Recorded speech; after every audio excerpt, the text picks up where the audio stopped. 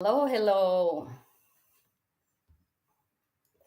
Still have few minutes left, so I'm going to wait until people are joining me. Because right now, we just open. Let's see.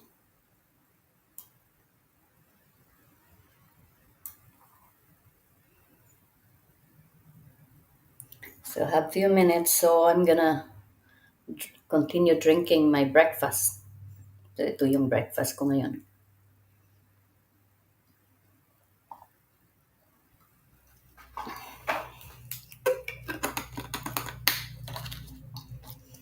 Hello. Can you hear me? Can you confirm if my voice is clear and you can hear me well? Could you please confirm dito sa chat natin?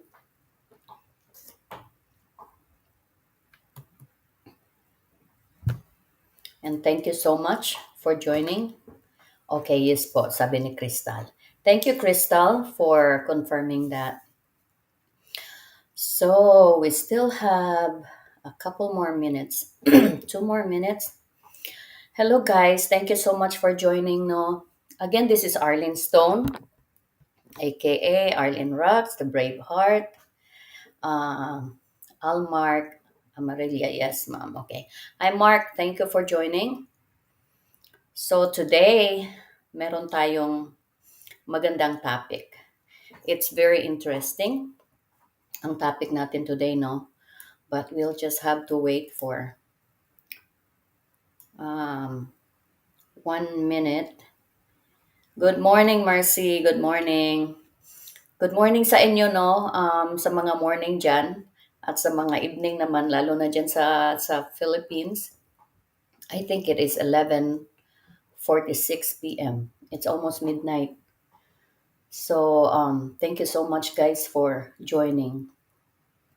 Marami tayong pag-uusapan today, and there's a lot of very um, interesting topics, interesting things that we are going to talk about. So, um, I'm still editing my slide. Oh my goodness. I worked on this slide last night because we have so much updates that I'm going to discuss. All right. So, few more seconds. Thank you so much, you guys. Thank you for joining me. Um, maraming salamat talaga sa inyo. So, just give me a second here. Okay. Now it's about time na mag-start na tayo. But before we start, I want to pray, no? Because ang ating kalaban ay hindi basta-basta. You know, we are engaged in a spiritual battle. So I think it's better to equip ourselves with the spiritual things too. No, good evening daw, sabi ni Nimpa Dikana. Thank you so much for joining. All right, let's pray so that we can start. Precious Lord, Heavenly Father, thank you so much, God, for your goodness. Thank you, Lord, for the wonderful day that you gave to us here in the U.S. Sunday. And thank you for allowing us to listen to your words and eat again with your with your words, oh God. Lord, today I pray na ang program na ito, Lord, ay pagpalain po ninyo at ang lahat ng mga nakikinig sa akin ay mabuksan po ninyo ang kanilang mga isipan. Thank you, God, for your goodness, and I give thanks in your name. In Jesus' name, amen. All right, thank you so much and welcome for joining. So before we start, I want to greet everyone, no, Arthur, Aura, Muhammad Arshad, thank you for joining. Nimpa Disina, thank you for joining. Nimpa Mercy, Almark Amarillia, thank you. Crystal C, thank you so much. And for others who don't want to put their name here in the chat, thank you. Thank you once again for joining me. So today, I am going to share my slide. Satomi Sara, hello from Japan. Hello, thank you so much. So from Japan, thank you so much for joining. No, we are live in every part of the globe. So welcome everyone to this channel. Arlene Rock, aka Arlene Stone, the Brave Heart. So today we are going to talk about a lot of things, no? So I am going to share my slide with you so that you're aware of what I'm talking about, no? Okay.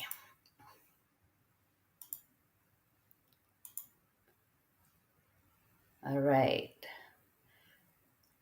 It's still working. Can you guys see my slide?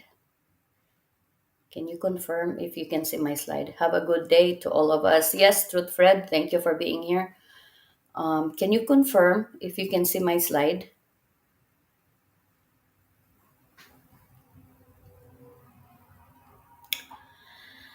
All right. So today, we are going to talk about sa pag-amin ni Pacquiao, no, ni ACQ, sa kanyang mga kinagawa. All right. So our agenda for today is, again, I want to cover again the anti-phrases and the paradoxes na ginagamit ni Pacquiao and how it relates to what he's doing and what the people interpreting about his words, no? At saka yung kanilang projections versus the reality. I-cover din natin yung kanilang three pillars of kingdom revelations, no? At saka yung kanilang mga style na intimidation, personal assassination, cursing nila, emotional, physical, and spiritual and sexual abuses, no? Na ginagawa nila. At saka yung mga secret admission of guilt ni Pacquiao. So yan ang ating i-cover today. So the anti-phrases and paradoxes. This is using of a contradictory ideas. So ito yung ginagamit ni Pacquiao all the time. So like for example, this one. Change is not real without the spiritual component of repentance and obedience to the Father's will. No? Pag pakinggan mo to, ma-amaze ka na it makes sense naman, 'di ba? Kung ang tunay na pagbabago ay hindi nangyayari 'yun kung walang spiritual aspect, 'di ba? Kasi the spiritual aspect is the powerful. 'Yun yung magmo-move sa atin. But then the question is there any change in Pacquiao's life? And what those change if there is any? Meron ba tayong mga nakikitang change sa mga sa mga practices and the way he deal with his workers and his members? Is there any change? Is there any positive change? 'Di ba matanong natin 'yan sa ating mga sarili. So, again, this is the anti-phrases and paradoxes, no, na ginagawa niya, na ginagamit niya to lure people, so that to project himself as better than what he really is. So, kaya we have to be watchful with what we are seeing and hearing. We have to i-evaluate natin kung ito ba ay nagli-link in. No, wala bang contradiction sa kanyang mga sinasabi, sa kanyang mga practices, at sa mga result. Because for Pacquiao, result ay justify kung ano man yung result, magja-justify kung what means mo ginawa yun. So, for example, if he's giving you the goal, monetary goal, meron kang goal na $1,000 a day na i-remit mo sa kanya. Regardless kung anong bagay mo nakuha yun. Hindi importante sa kanya. Ang importante sa kanya, ma-remit mo yung $1,000. Kung iyan man ay bininta mo yung sarili mo, chinap-chap mo para sa $1,000, it doesn't matter to him. Ang kanya is $1,000. So, ikaw na lumikom ng $1,000, you are disposable and you are nothing. No? Ganun yung style sa kanya. So, yan po ang ibig sabihin ng antiphrases and paradoxes, no? So, yan ang mga style niya. Ngayon, let's talk about the projections, no? Pinaghiwalay ko tong projection versus reality kasi marami tayong makakover. So, let's talk about the projections, no? Sa projections niya, tingnan natin dito. I-discuss natin tong nakadilaw siya, no? Ipinagkatiwala sa akin ang kaharian ng langit. Sabi niya, walang papasok sa langit na hindi dadaan sa akin. Oh. Imagine, pinagkatiwala daw sa kanya yung kaharian ng langit.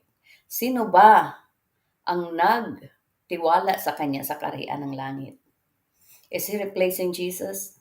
Is he replacing God? O sinong nagtiwala sa kanya? Ang tanong dito, are you worthy of the trust? How can you make yourself worthy of the trust na galing sa God? 'Di ba? So yan yung projection niya. No, itong isa. Sabi niya dito, the workers of the kingdom that I sent to every corner of the world are the manifestation of angels that have visited those cities. Okay. Now, digest natin to, ha?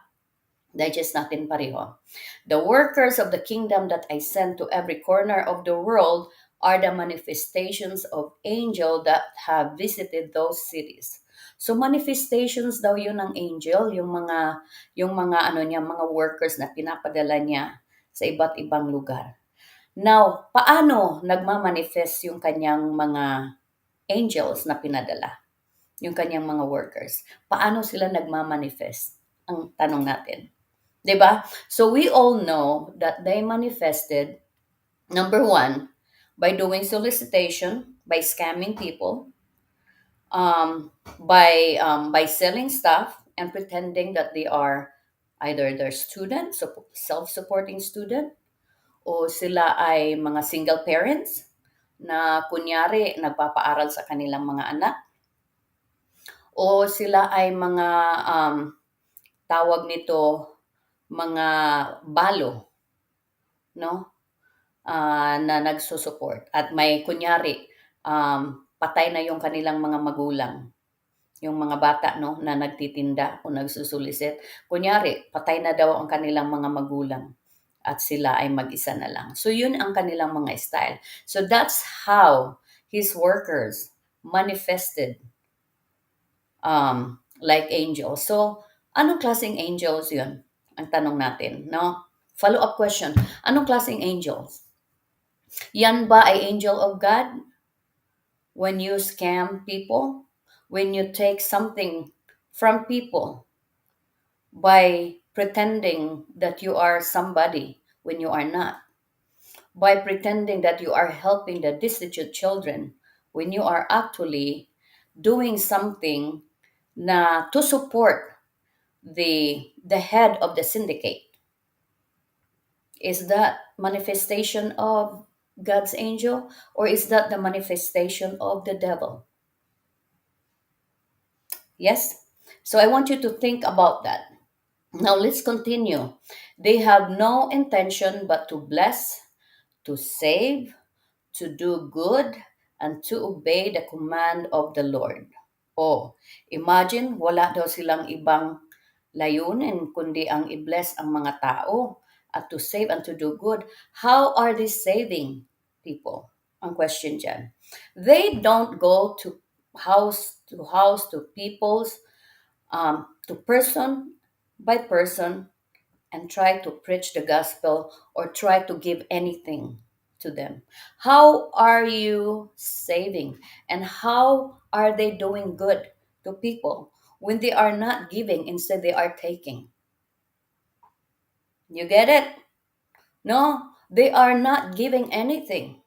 They don't even invite the people to attend the service or listen the word of God.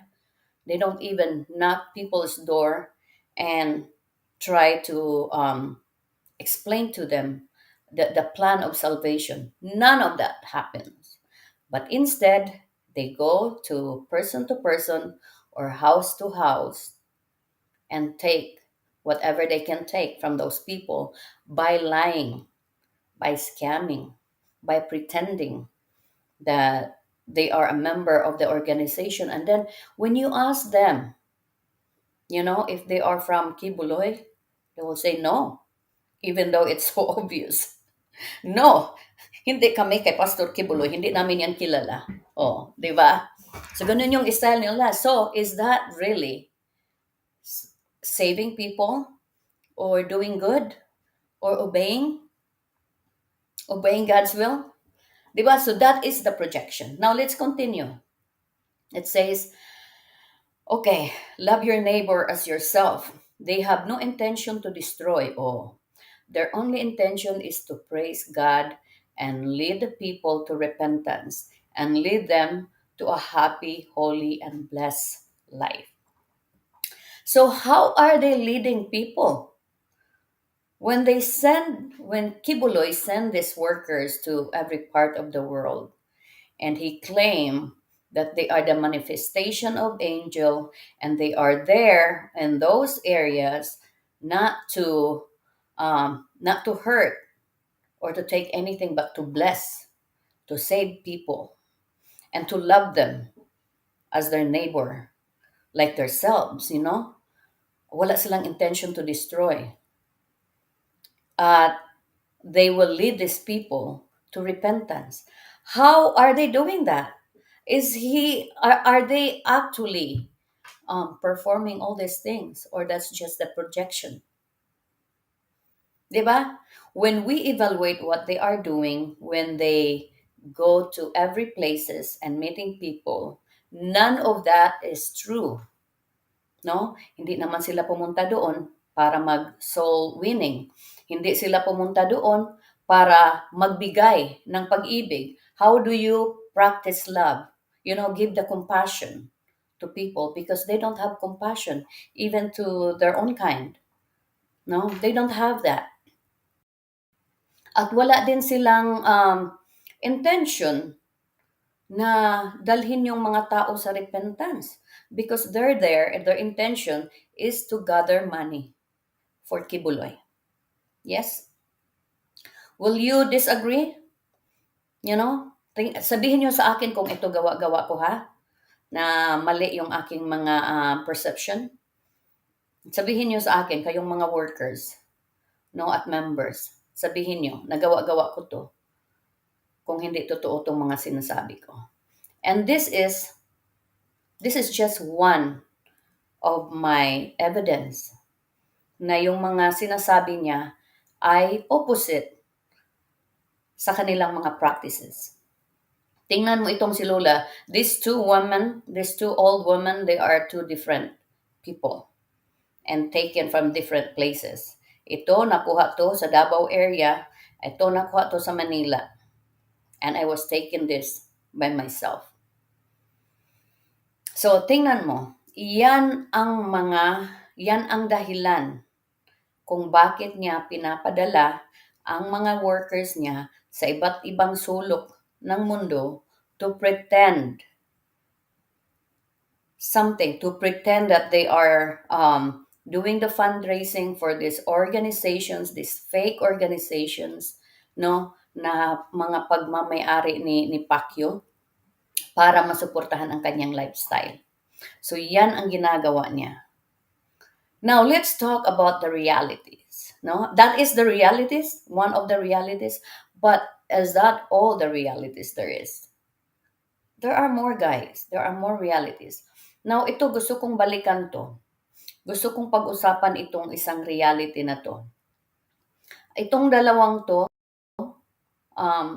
ito ay ilan lamang sa mga workers ni Pacquiao no, na namatay while they're young. Because when they are sick, wala man lang gamot. Hindi po sila pinapahospital. Ito si Raquel Arevalo. She is one of the coordinators of PACU. Meron siyang mga, nag-handle siya ng mga tao.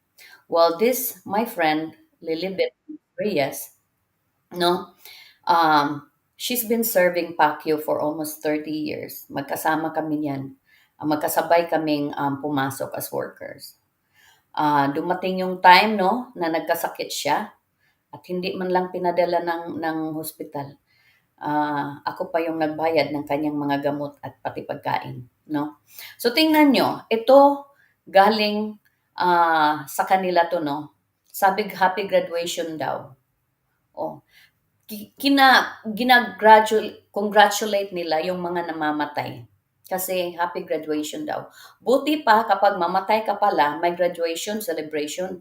Pero wala silang graduation when it comes to education.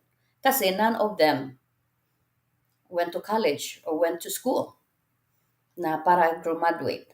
Pero pag namatay sila, pag may isa na namatay sa kanila, they congratulate nila na graduation daw. Para ano? Um, para panglubag-loob ba? To sugarcoat. Para sabihin na they're going to heaven. You know, namatay ka sa service and you are going to heaven. The question is, are they really going to heaven? When you're following the scammer and the syndicate boss, are you really going to heaven? So ito, meron akong ipapakita, share sa inyo no ng mga screenshots sa mga conversation namin ng aking friend while she was undergoing the struggle.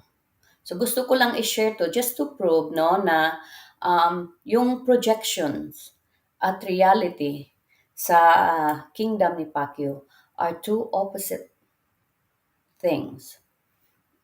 So ilan lang to i-share ko sa inyo. So ito, basahin nyo, no? Sabi ko sa kanya, kumusta na siya? Sabi niya, praise the Father, Lin, okay lang man. Pero Lin, sige ko regla, sakit pa yun kaayo puson ko. Magminopause na siguro. Sabi niya, she's bleeding. And she's in pain because she thought that she was, undergoing the menopausal stage of a woman. So, masakit daw yung puso niya. Sabi ko, agoy, di ay ba, unsa may ginainom nimo. So I was asking her if she was taking anything, any medicine to ease the pain. Sabi niya, she was taking mefenamic, that's a medicine. Sabi niya also na ano daw, kalas daw og napkin. Ano ba yung kalas? So, maano daw, tawag nito, laging nauubos yung kanyang sanitary napkin. So, further, no, sa conversation namin, sabi niya, unsa di ay gusto, no? Tinanong ko sa kanya kung ano yung gusto niyang kainin. Sabi niya, itlog daw tsaka yung chicken. So, sabi ko, sige, padalhan kita ng pera para makabili ka ng gusto mong makain. So, she was thankful then. And then dito, dito sabi niya, thank you so much for the support daw na binibigay ko sa kanya. And she was hoping that God will extend her life. Because at that point, she found out that she had cancer. She had ovarian cancer. And then, further, I asked her how many of them na may sakit doon sa kanyang, kasi nilagay ba naman sila sa isang container van, doon nilagay yung mga may sakit. So tinanong ko siya kung ilan sila doon na may mga sakit. So sabi niya 4 daw sila na may mga sakit doon na sama-sama. Yung isa doon si Nanay Seni. Si Nanay Seni is one of the few first members when Manila ministry started. No, that was during early 90s and late 80s. So, yun si Nanay Seni, isa siya sa pinakaunang members doon na yung anak niya ay isa sa mga ministers din ni Pacquiao. So, ang nangyari pala kay Nanay Seni, sabi ni Beth dito, no, na-stroke daw si Nanay Seni kasi she was 81 years old then. So, na-stroke, natumba daw pala yan si Nanay Seni. I don't know kung alam to ng family, no. So, kuya, kung nakikinig ka ngayon, I'm sorry kung hindi ko na-inform sa iyo to, but um, I hope na na-inform kita. Hindi ko lang maalala. So, natumba daw pala si Nanay Seni. At mula nung natumba si Nanay Seni, tinanong ko si Beth kung dinala nila sa ospital. Sabi daw, hindi. Doon lang daw nilagay sa room nila. Hanggang namatay si Nanay Seni. So, tinanong ko rin siya kung ilan yung namatay na doon at anong ginagawa. Sabi niya, si Nanay Barrientos daw ay namatay at cremation lang ang ginagawa nila. No? So, at that point, while me and her were talking, Nanay Seni was still around. But I think a few months later, Nanay Seni passed away. But as I heard, hindi man lang binigyan ng decent burial, cremation agad, at hindi rin binigay yung kanyang ashes sa kanyang family. Even though yung mga anak ni Nanay Seni, hinihingi nila si Nanay Seni na mapunta sa kanila, pero ayaw ibigay ng kingdom. So, ganyan sila. So, ngayon, hindi lang si Beth ang may sakit nung time na yon. Merong isang worker, like she was saying here, Dina ang pangalan, na nagnanana na yung kanyang breast, no? At hindi pa rin dinala sa ospital, hindi pa rin pinatingnan sa doktor. And Dina is one of the coordinator too at that time. So sabi ko sa kanya, bakit hindi sila hindi nila i-inform yung head, si Pastor Quiboloy, o kaya yung kanyang mga administrator na si Tessie Dandano o kaya si Ingrid Canada. So sabi niya dito na susulat daw sila. So after they sent the letter, I asked again kung ano yung nangyari sa letter. Meron ba silang response? Ang sabi, walang response. Walang response sa kanila, humihingi sila ng tulong na kahit madala man lang sa ospital. So tinanong ko kung ilang years siya nag-serve, sabi niya, dito 28 years na nag-serve siya sa paglilingkod ni Pacquiao. At si Dina, kasi ang sabi ko kay Beth nung time na yun, ipapagamot ko siya, no? But she was asking me na isama si Dina sa paggamot. Pero hindi ko naman kaya silang lahat, no, kasi hindi naman ako God and I don't want to take God's responsibility, no. Kung ano lang yung kaya kong gawin, yun lang. So at that time, wala po silang natanggap na tulong galing sa administrators or galing kay Quiboloy. At meron pang isa pa na worker din na nag-bleed din siya for 6 months. Andito ba yun yung conversation namin? Si Ala ang pangalan. Nag-bleed siya ng 6 months. Hindi rin dinala sa ospital. No? So, all of these people, no, na undergoing ng sickness, lahat po sila ay namatay. Namatay sila in pain, in struggle. So, yan po ang reality. So, kayong mga workers, no, na andyan, o mga members, tanong ko sa inyo, hindi nyo ba nakikita to? Ngayon, napapakinabangan pa kayo. No, napapakinabangan pa kayo. Tingnan nyo yung si Lola, itong nagtitinda, itong matanda. Habang napapakinabangan pa, ginagamit. Pero ano ang mga nangyayari? Kapag hindi ka na napakinabangan, wala ka ng silbi, para ka ng pusa. Buti pa yung aso namin dito, no?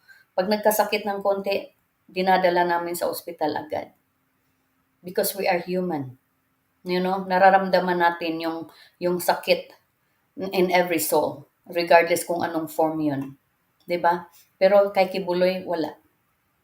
So ito, tingnan nyo itong mga workers, no? Na andyan pa kay Kibuloy. Itanong nyo nga sa inyong mga sarili kung kayo ay magkakasakit. Kasi sa lifestyle ba naman dyan, mag-ano lang yung, ilan lang yung tulog nyo. Oh. May na-remember ba kayo na isang gabi nakatulog kayo ng 8 hours? Mula nang dumating kayo dyan? Meron ba?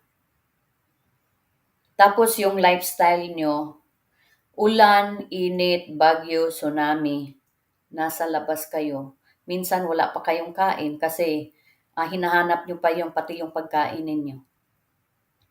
Now, we only have one body and we are not built to last.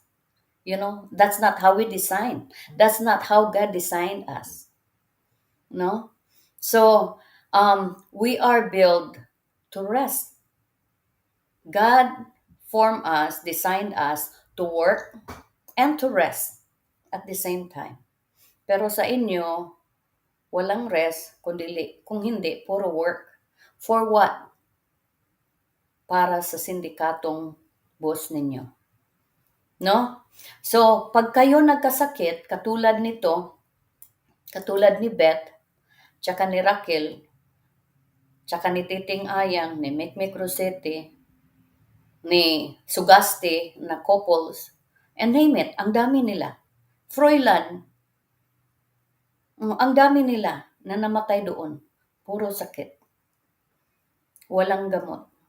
Now kayo na andyan pa ngayon, meron pa kayong lakas. Nagagamit pa kayo. Kahit ilang taon kayo dyan, kahit ilang milyon ang makontribute nyo, pag kayo ang nangangailangan sa kanila ng pambili ng gamot, anong i-response nila sa inyo? Who you? I don't know you. Go with your department. Kung meron kayong budget, you're blessed. You're lucky. Otherwise, manalangin ka na lang at humingi ka ng magrepent ka kasi meron kang jablo. Nagkasakit ka dahil yung katawan mo bugbog sarado sa trabaho, wala kang pahinga, nagkasakit ka because we are not machines, we are not robots, no? Nagkasakit, may jablo ka na. Pero sila, pag nagkasakit sila, first class yung kanilang yung kanilang tawag nito, ang kanilang accommodation. Tingnan nyo, imagine nyo, ito talking reality ba? No? Talking reality. Hindi gawa-gawa but reality.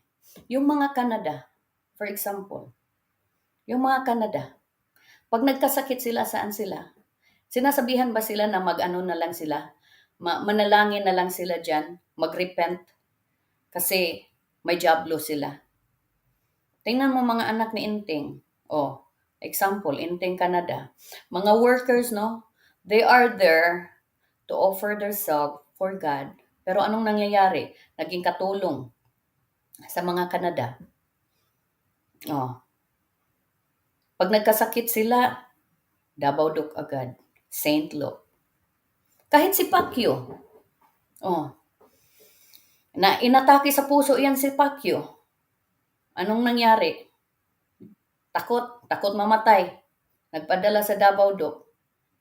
Patulong pa sa kanyang kaibigan na huwag sabihin na heart attack siya. Huwag ipalabas sa media. Huwag ipalabas sa public. Bakit hindi na lang sila manalangin? No? Magrepent. Kasi kung magkasakit ka pala, may jablo ka, dapat sila, hindi na sila pupunta ng ospital din. Magrepent na rin sila. Pero yung mga ordinary workers, yun ang sinasabi nila. Pero sila first class. Yung kanilang accommodation, private talaga. Private doctors, private hospitals. No? Tapos yung mga anak nila, mga Canada, no?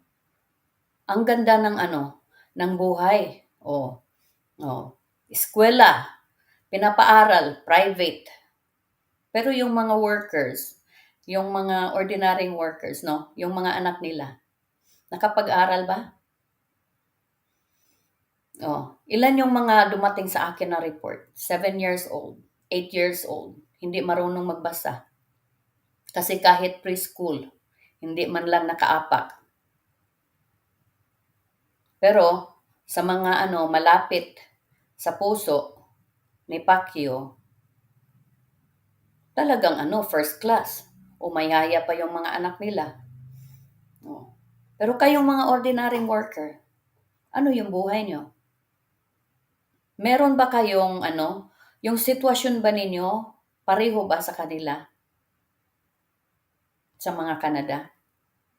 So I think for me, yung kingdom of Jesus Christ, the name above every name, in reality, wala ng kingdom of Jesus Christ kasi pinalitan na yan ni Pacquiao, di ba? Pinakita ko sa inyo yung document na nilipat yung mga properties na from properties ng the kingdom of Jesus Christ, ginawa ng executive pastor of the kingdom of Jesus Christ, at yung mga properties from incorporation ay ginawa ng sole corporation.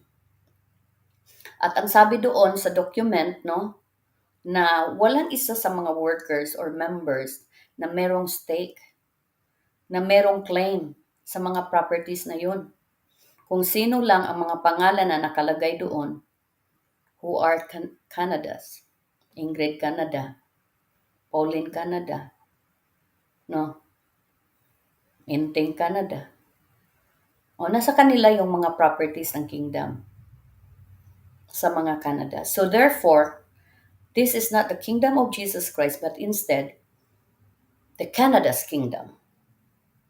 Di ba? If you think about it, so mga workers, isipin nyo. Pero tingnan mo si Inteng, Kasi nga, siya yung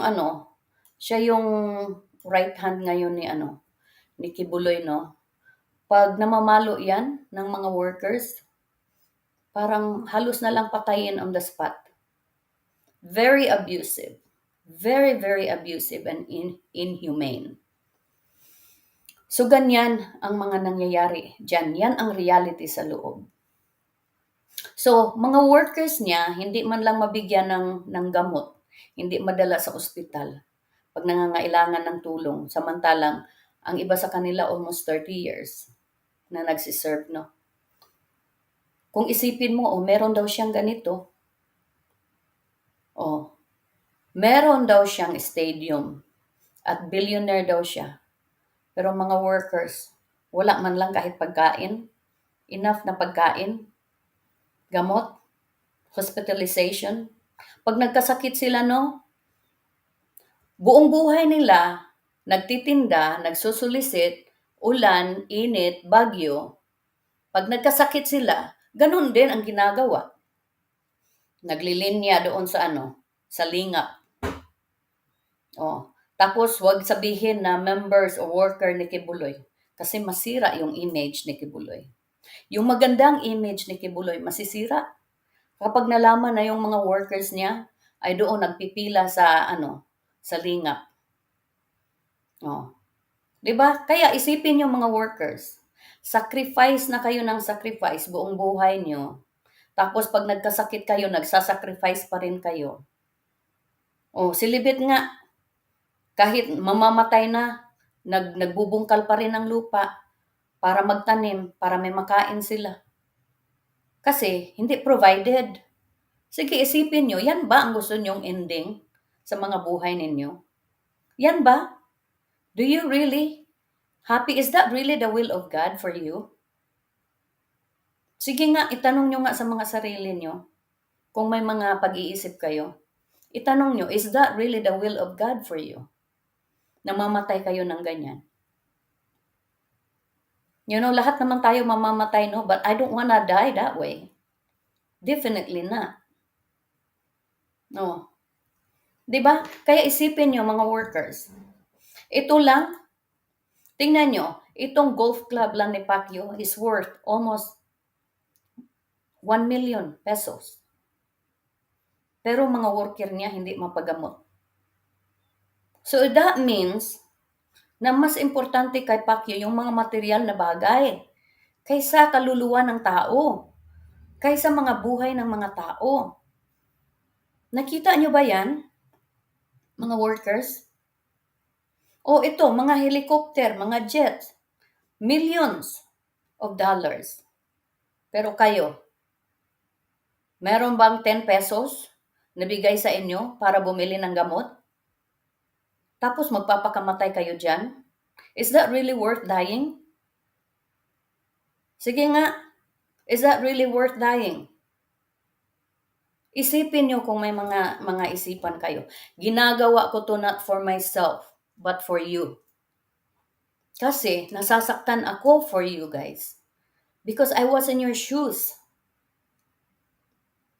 Kaya pakiusap ko sa inyo, no, kay Pacquiao dyan, tsaka sa mga Canada na andyan, no, kasama ni Pacquiao, na naghari-harian. Pag yung kapatid ko nagkasakit na nandyan sa inyo, na 30 years na naglingkod sa inyo, pag siya nagkasakit tas pinabayaan nyo, pauwiin nyo na lang siya sa amin. Grabe kayo. Wala talaga kayong puso.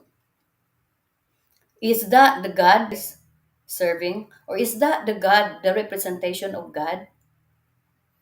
Really? Think about it. No? Ganyan ang ginagawa nila sa mga ordinaryong worker.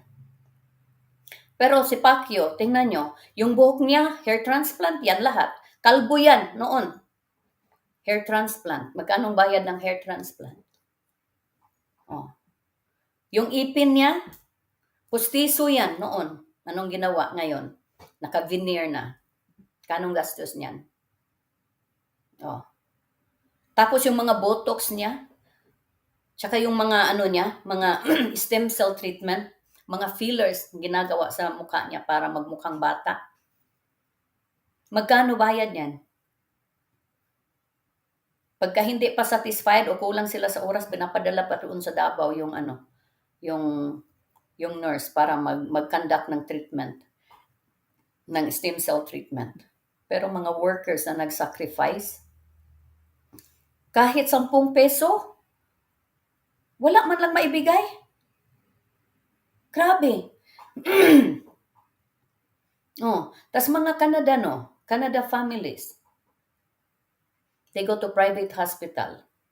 They have assistant na mga workers din, nag-a-assist sa kanila. Tsaka sa kanilang mga anak. And their children goes to private school. And they have expensive cell phones, no? Mga bata pa yan, mga expensive cell phones. Hindi naman yan nag-sacrifice. Nagtinda ba yan sila? Nagsolicit ba yan sila? Meron ba isa sa kanila? Nagtinda, nagsolicit? Naalala nyo? Nakita nyo? Di ba wala? Oh, pero sa kanila, they live a royalty life. No? They live a royalty life. So is that really a kingdom of Jesus Christ or kingdom of Canada's? No? So sabi ko, Canada are considered living a privileged life. Do you agree? Kahit mga Canada. No? I don't wanna be biased, no? Pero matanong natin, bakit may mga Canadas na umalis doon? Considering napaganda ng buhay nila.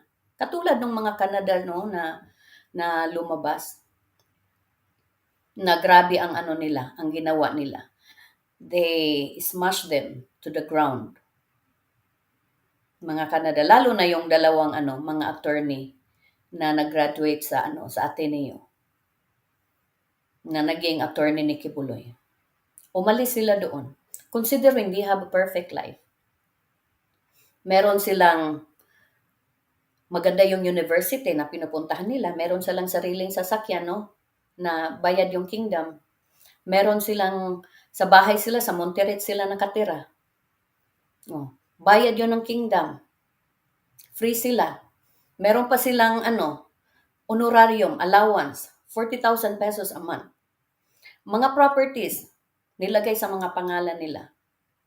Pero bakit matanong natin, bakit sila umalis?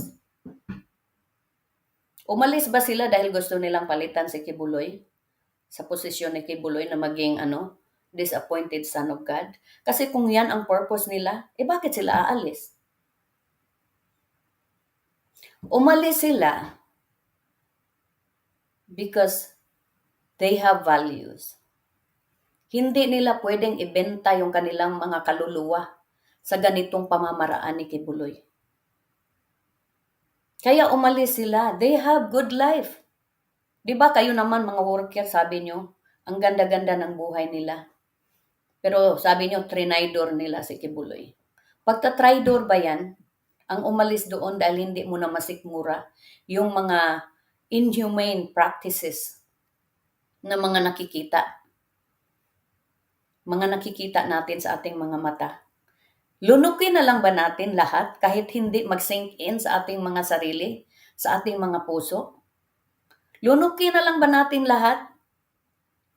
Sige nga, ilagay nyo yung sitwasyon nyo, yung mga sarili ninyo sa shoes ng mga Canada na umalis doon. Ito pa guys, pakita ko sa inyo, nakakatuwa. Kasi ang pinaalis, ang sinanction nila Canada, ang pumirma sa sanction Canada din. Di ba? Isipin nyo, kung napaka-perfect ng buhay nila, bakit sila umalis? Kayong mga ordinaryong worker, ano yung klaseng buhay ninyo? Perfect ba? Katulad ng mga Canada na umalis? Di ba kayo nag-sacrifice? Pero nanatili kayo dyan.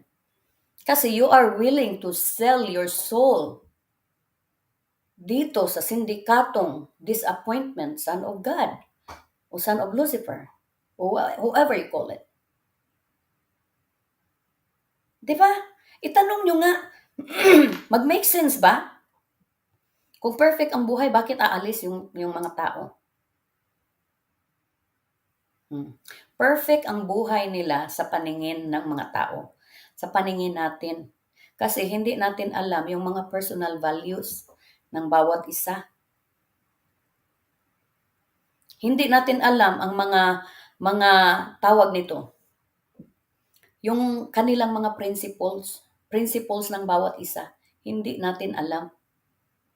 Hindi natin, kahit balutin man tayo ng ginto, no? If we have the real values in us and strong principles, ang mga ginto is nothing because our values is more valuable than any amount of gold. Yan ang nangyayari sa mga Canada na lumabas. Ngayon, anong nangyari pagkatapos silang lumabas? Ito, circulated. Ito yung dalawang lawyers na nag-graduate sa Ateneo, na inabsorb ng Kingdom of Jesus Christ, naging lawyer. Nag-investigate sa mga kaso ni Quiboloy. Lalo na yung rape case na final ng isang pastoral doon. I am so proud to know these two young women na grabe ang kanilang principles ba? Ang kanilang values. Considering yung parents nila, halos doon na nag-mature sa kingdom ni Pacquiao. Si Atenelia, kilala nyo naman yan, di ba? Si Ateneli. Siya yung dean ng JMC for many years. Si Nong Greg, Canada, siya yung right hand ni Quiboloy. Kung saan pumupunta si Quiboloy kasama to. Magkatabi sila sa upuan o magkaharap. Kahit saan pumunta. So talagang ang ganda ng buhay, kung isipin mo. Ang ganda ng mga buhay nila. Pero bakit nila iniwan yun? Bakit nila iniwan? Tapos sabihin natin na kasi gusto nilang palitan si Quiboloy, is that even make sense? Iiwan mo yung isang organisasyon dahil gusto mong palitan yung leader. How is that possible? Sige nga, isipin nyo nga. Kaya kung kayo, magbigay kayo ng mga reason, kailangan merong mag-make sense ba? Para hindi babalik sa inyo. So, basahin natin 'to 'no, itong memorandum na sini-circulate nila pagkatapos lumabas 'tong pamilya na 'to. Oh, sabi dito, "Attention, Gregorio C. Canada, Nelia Canada, Pearl, Angel Canada, and Lady Jade Canada, no longer connected in the kingdom." Tapos sabi dito, "Be informed that Gregorio C. Canada, Nelia Canada, Pearl, Angel Canada, and Lady Jade Canada are no longer connected in the kingdom of Jesus Christ, the name above every name, by their own choice of not submitting, non-compliance of the disciplinary action, and kingdom spiritual laws under the rule of the appointed Son of God, and for the reason that cannot be stated here." So, when you said the reason cannot be stated there, that's very vague. It can be anything. So that means they can create stories para lang para lang i-assassinate yung isang character, yung isang tao. And that's exactly what they did. So further, a notice will follow, enumerated the reason being the basis of declaring the the aforesaid person no longer connected in the kingdom. So, ang sabi dito, na-disconnect daw sila dahil hindi daw sila nagpapasubmit. How can you submit yourself sa mga bagay na alam mong illegal? Eh, mga lawyers yan eh. Oh, alam nilang illegal, alam nila kung ano yung legal at saka illegal. Tapos pipilitin mo i-submit, mag-follow, mag-comply sila sa mga illegal na mga practices. Is that even make sense? Sige nga, kung kayo may mga utak, isipin nyo nga. Oh, tapos ano pang ginawa? Oh, ito pakita ko sa inyo. Ito yung una na nag-burst out ako. Kasi, ito yung memo na pinadala sa amin. At that point, we don't know each other yet, no? So, executive memorandum, ito yung sa blasphemer. I belong sa blasphemer class A2. So ito yung sabi, babasahin ko for you guys, no? Ang sabi dito, all full-time miracle workers. So ito, sinirculate nila sa mga simbahan nila, sa mga KLC nila throughout the world. So August, ang dated, no, August 8, 2021. Sabi, this is to inform the whole kingdom nation of the following dissidents classified as category A, who have committed blasphemy against the appointed Son and King. Oh, imagine, appointed Son and King. Grabe ang title, Offenses against the spiritual laws of the kingdom and against the spirit of the Almighty Father through His appointed Son.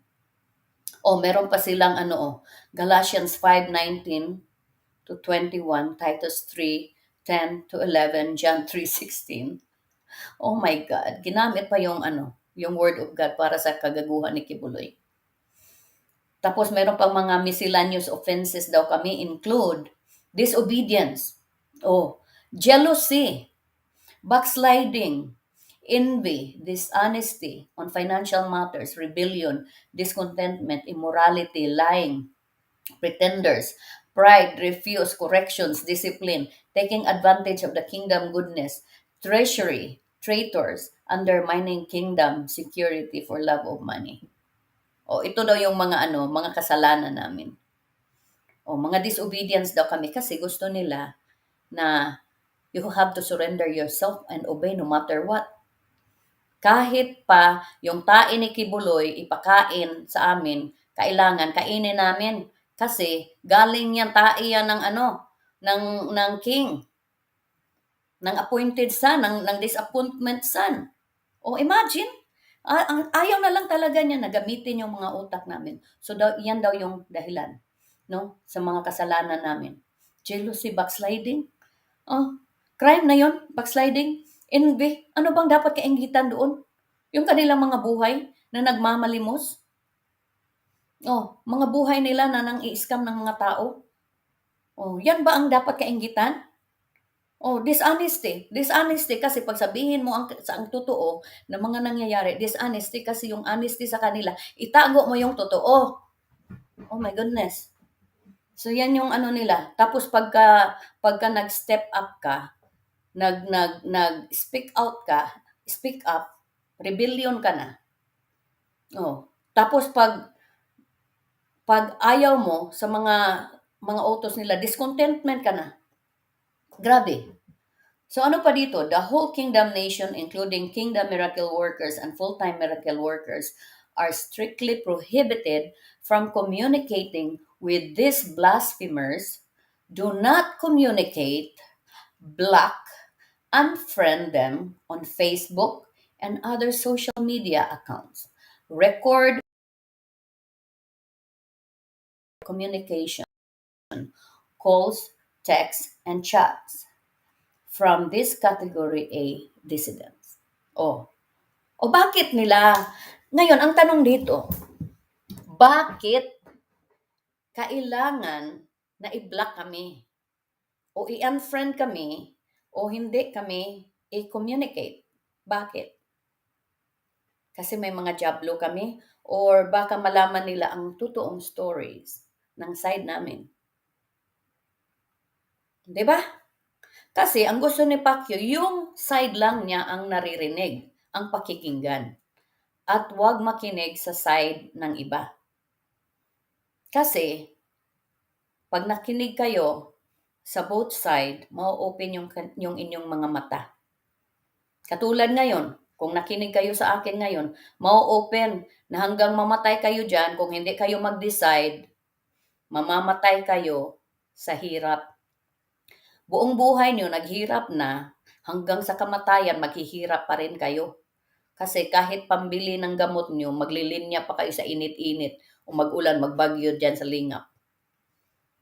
Tapos huwag niyong sabihin ha na member o worker kayo kay ni Quiboloy. Kasi masira yung kanyang image. Yung magandang image niya masisira. Huwag naman. Oh, ito na ako.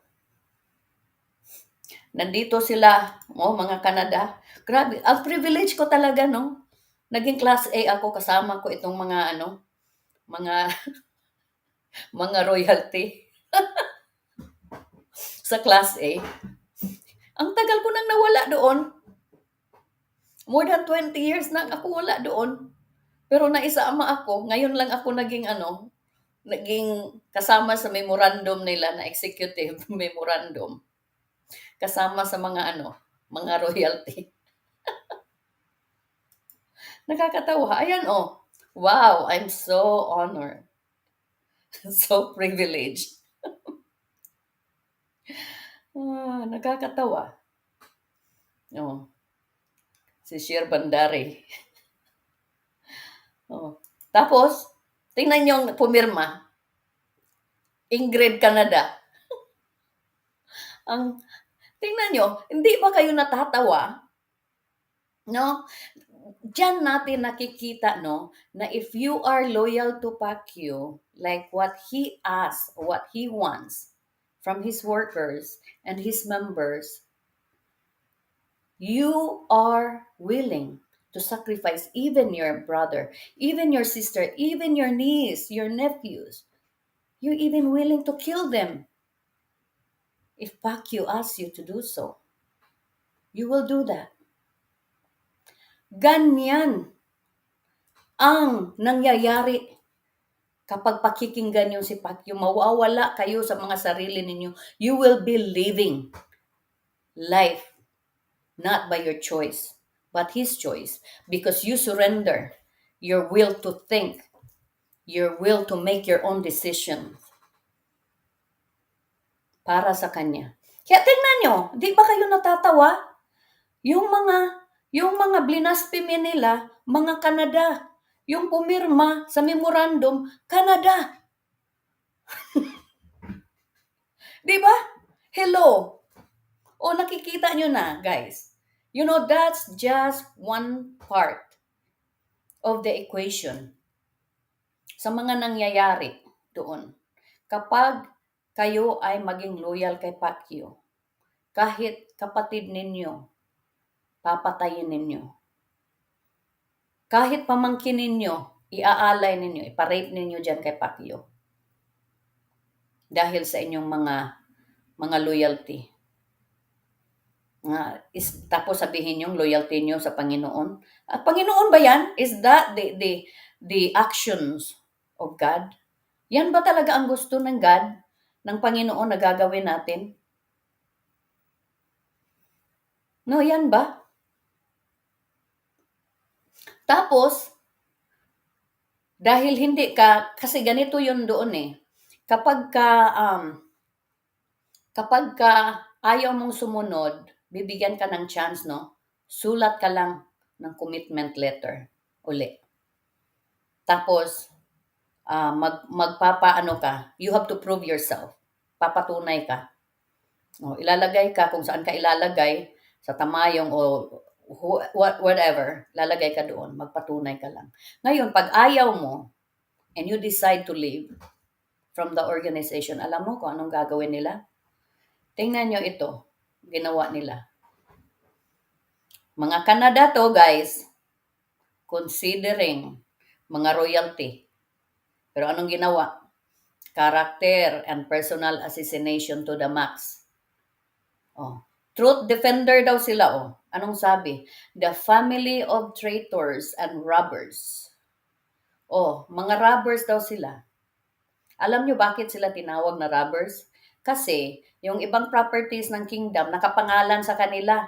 Ang tanong ngayon, gusto ba nila yon? Kasalanan ba nila na ipinangalan sa kanila?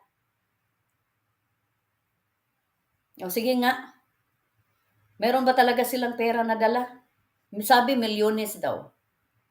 Multi-millions yung mga ninakaw nilang pera. Pero bakit sila nangutang sa akin? Hindi naman ako milyonarya. Sige nga. Mag-make sense ba yan sa inyo? Grabe, personal attack, character assassinations ginawa nila. Wala pa to.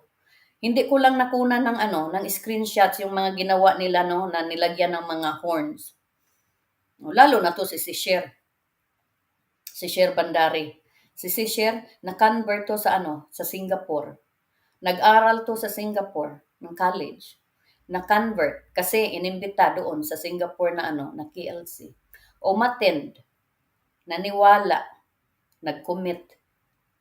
Naging siya, naging administrator siya sa aircraft na department ni Pacquiao. Pero anong sabi ni Pacquiao? Palaboy daw to doon sa Singapore. Natutulog daw to sa tabi ng daan. Sa bench daw natutulog, hindi daw to naliligo. Sabi ni Pacquiao at ng mga workers niya. Pero ang tanong dito, makapag-aral ka kaya sa Singapore kung wala kang pera? Kung homeless ka, makapag-aral ka kaya sa Singapore? Kung yung parents mo cannot afford to send you to school in Singapore?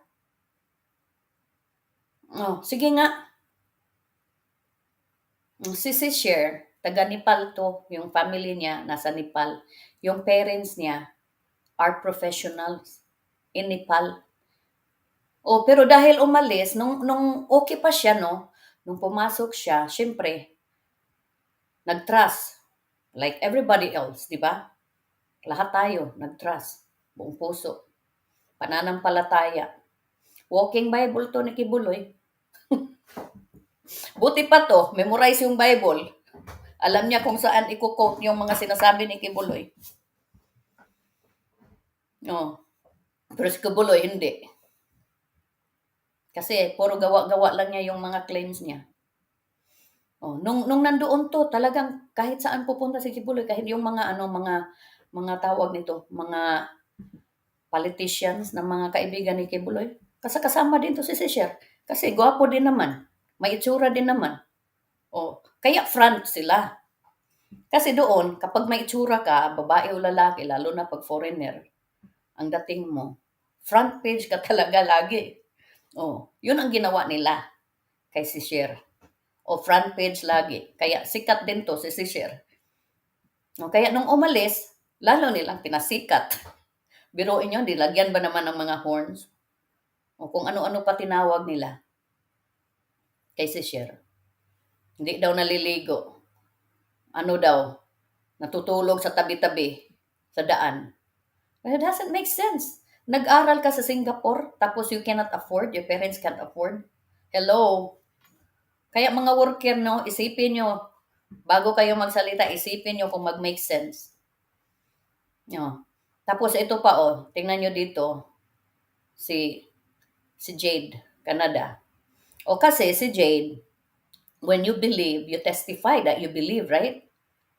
But then when you realize na nabudol ka lang pala, katulad ko, of course you will change your statement because you realize na nabudol ka. Sasabihin mo ba na mahal ko pa rin tong nakabudol sa akin at patuloy ko pa rin susundin kahit nabudol ako? Ganun ba? Ayun ba ang expectation natin? Yan ba ang reality? Hello, mga worker. O, ikaw din, Kibuloy. Sige nga. Tapos hindi pa sila satisfied dyan, no? Sa mga personal character assassination nila. Pati yung bata, dinamay nila. Tingnan nyo. Ito, anak to ni si Cher.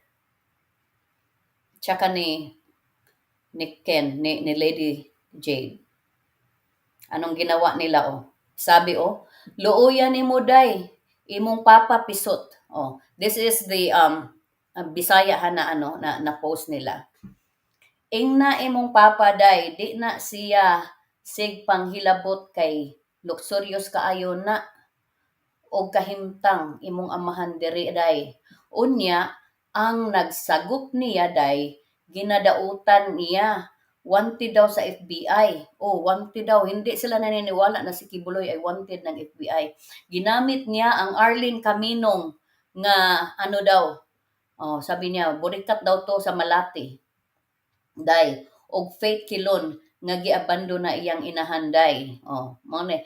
Itong nagsasabi na to, ito yung bakla na ano ni Kibuloy. Oh, sumpa kaayo imong papaday, ingna day, purya gaba, bahog ilok na pisot pa. So tan-awa, tingnan nyo guys, yung kanilang style, yung kanilang assassination. Is that the type of people who are serving God? Or is that the type of people who are serving the devil? O, di ba? Considering you guys, mga Canada to. Oh, royalty. Pero ginaganon pa rin nila pag mag-oppose kapag mag-decide for themselves. Tapos, grabe pa tong ibang mga ano, oh, mga worker. Oh, ito si Dayan Hortalisa, isang singer to na pastoral din. Oh, ang bunga ng curse. Bunga daw ng curse. Siya kaya, hindi kaya siya na curse.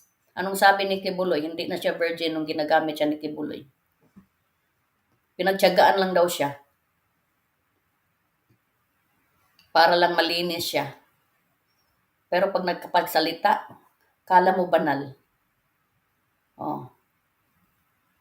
Tingnan nyo ang ano, ang kanilang mga style. Now, 1 hour na tayo nagsasalita. Basa-basa muna tayo ng comments. Break muna tayo. At pagkatapos ng break natin, pag-usapan natin yung kanilang 3 pillars of kingdom revelations. Kung ano ibig sabihin yan. Okay, so basa-basa muna tayo. Okay. Okay, dito na tayo saan na ba yung last? Sa Tumi, Sarah. Okay, yes. Truth Fred, yes po. Happy to be here. Keep safe. Susan de la Cruz. MD Apel Madhad, hello. Kahit kailan hindi ko makita na magaling si Kibuloy. Truth Fred.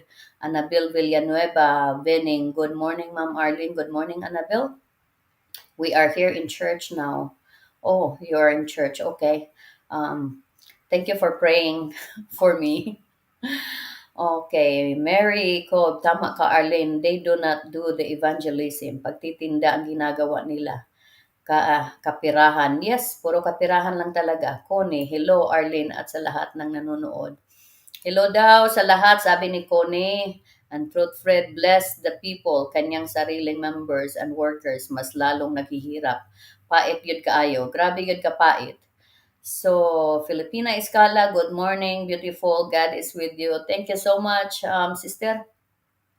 Ingon ang mga workers ni Kibuloy ngano daw problemahin sila nga sila wala daw nagproblema sa ilang sitwasyon kay nakahalad na daw sa kingdom ang ilang kinabuhi. Hoy, I hope na maulang gihapon na ilang isulti when they encounter the time na manginahanglan sila og tabang unya ipadaprin la sila na mura sila iring. Okay. Good. Okay, yes, agree, sabi ni Filipina Escala. O di Galvez, mabuhay ka, kabayan Arlene Rax. Go, go, go. Expose more for practice satanic works in his kingdom of Satan. Wake up, people. Live ASAP. Satanic pakyo for your good future. Exactly. Bibi Elmi Dulan. May pagkain naman sila pero hindi sila pwedeng mamili kung anong gusto nilang kakainin. Kung ano ang meron dyan, yun lang. Yep. At saka, hindi, pagka mabagal ka, minsan wala ka nang natitira para sa'yo, kaya fasting ka na lang. Ganun doon. Odi Galvez, Pacquiao, your days are numbered. PI, Kapakyo, and Dutai at all. Yep. Thank you. Filipina Escala, sa kanila ang istorya, Trinidor, alam mo si Apakyo, sinungaling. Yeah, exactly. Watching you, Miss Arlene from Canada. Always, God bless you for exposing satanic Pakyo evil works. Wake up, people. Live ASAP for the kingdom of Satan. Yes, thank you, Odi Galvez. Jans Rhodes, what out Miss? Good. Arlene, good morning. Sa you watching from Los Angeles. Thank you so much, Jans, for watching. Mercilo, Mercy Cove, okay. Jan Tenten, dumat, dumarating ang pagnanakaw para lamang magnakaw, pumatay, manira. Naparito ako, Jesus, upang ang mga tupa ay magkaroon ng buhay at masaganang lubos. Yes, amen. Shabas, hi. Hi to you too, Shabas. Filipina Escala, mayaman ang Singapore. My cousin is married to one. He is business owner here. Yes, thank you, Filipina. Connie, sino yung nandamay sa bata? Si Jake Undong? Yes, si Jake Undong, yung nagsabi ng kita sa mong balay. Pag mayaman, only rich can afford. Yeah, mauna siya. Sis, Filipina Escala, sis, kahit anong pagkatao, pinapakinggan. Haha, sorry to say. Maliit ang pangunawa. Exactly. So, thank you so much, you guys, sa mga, sa mga comments, no? Now, continue tayo sa kanilang 3 pillars of revelation. Pero inom muna tayo ng tubig.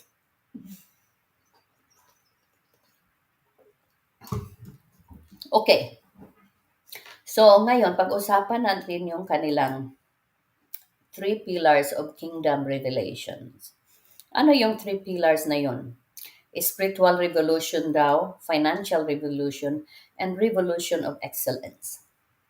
Ito yung importante na mga bagay kay Pacquiao. But if we really digest, we will find out anong ibig sabihin nito. Spiritual revolution is a repentance. Surrender your will to the will of the Father through the appointed Son. So ito yung beginning, no? Repentance. Bakit niya paulit-ulit sinasabi yung repentance, surrender your will to the will of the Father through the disappointed Son? Yan ang spiritual revolution. Obedience to the will of the Father through the appointed Son. Just ulit-ulit lang yan. Ulit-ulit yan. That is a spiritual revolution. When in reality, the spiritual revolution is when you go out there and preach the gospel of God and bring those souls to God. That is the spiritual revolution. Right? Pero hindi yan sa kanila. Kasi ang spiritual revolution, yung ialay mo ang iyong pangunawa, ang iyong evaluation, yung iyong pag-intindi sa mga bagay, ialay mo kay Pacquiao para wag ka nang umintindi. Wag mo nang gamitin yung utak, wag ka nang mag-isip. Pag may nakikita ka, pikit ka na lang. Pag may naririnig ka, labas na lang dito sa kabilang tenga. Yan ang ibig sabihin ng kanyang spiritual revolution. No? Tanggalan ka ng pagkakataon na mag-evaluate, na mag-isip.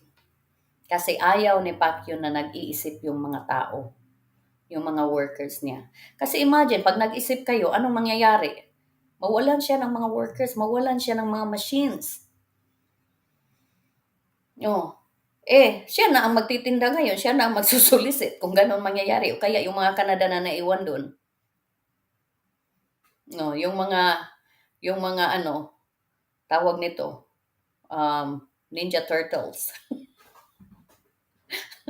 Sila ang magsusulisit. Sila ang mang-scam directly. Buti nga yun, di ba? Ano pa? Financial revolution. Ano daw yung financial revolution? Dito yung tithing, no? Sa Malakay 3:10, tsaka sa Luke 6:38. Ito yung verse na ginagamit nila pagdating sa financial revolution. Now, sino ba talaga ang nag-benefits sa revolution na ito? At ano ba talaga yung financial revolution na meaning ni Pacquiao? When you say financial revolution, di ba, something will come into our mind that God will pour the blessing financially sa ating lahat, sa mga members, sa mga workers na sumusunod sa kalooban ng Panginoon. Di ba yun yung perceptions natin?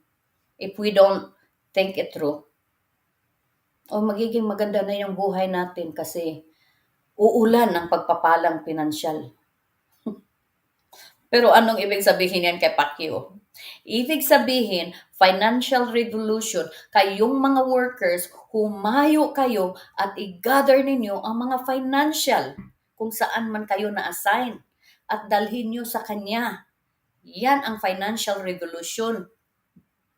Meron bang isa sa inyo na naging masagana yung buhay dahil nagkaroon ng financial revolution? Sige nga, mga worker na andyan, meron ba isa sa inyo na na-experience ng financial revolution? Sumagana ang aking buhay. Nakakain na ako ng aking gustong makain. At least naka-steak na ako. Nakakain na ako ng steak. Nakapagbakasyon na ako. Nakatravel ako. Na hindi nanghihingi ng pera, hindi nang bubudol. Yung na ini-enjoy ko ang aking time. Dahil nagkaroon ako ng financial revolution. Meron ba kayo na-experience na ganyan? Anong experience nyo? Anong reality? Nagpapainit kayo, nagpapaulan para makagather ng pera para sa inyong boss na sindikato. Tapos ngayon, anong sunod niyan? Revolution of excellence. Wow, it's a big word. Revolution of excellence. Lahat ng gagawin natin kailangan excellence. Sabi niya, gamit pa yung Proverbs 1:10. The fear of the Lord is the beginning of wisdom. Totoo naman, di ba? Nasa Bible yan eh. The fear of the Lord is the beginning of wisdom. Pag meron tayong takot sa Panginoon, nagkakaroon tayo ng wisdom kasi hindi natin gagawin yung mali. Gagawin natin ang tama kasi meron tayong fear of the Lord.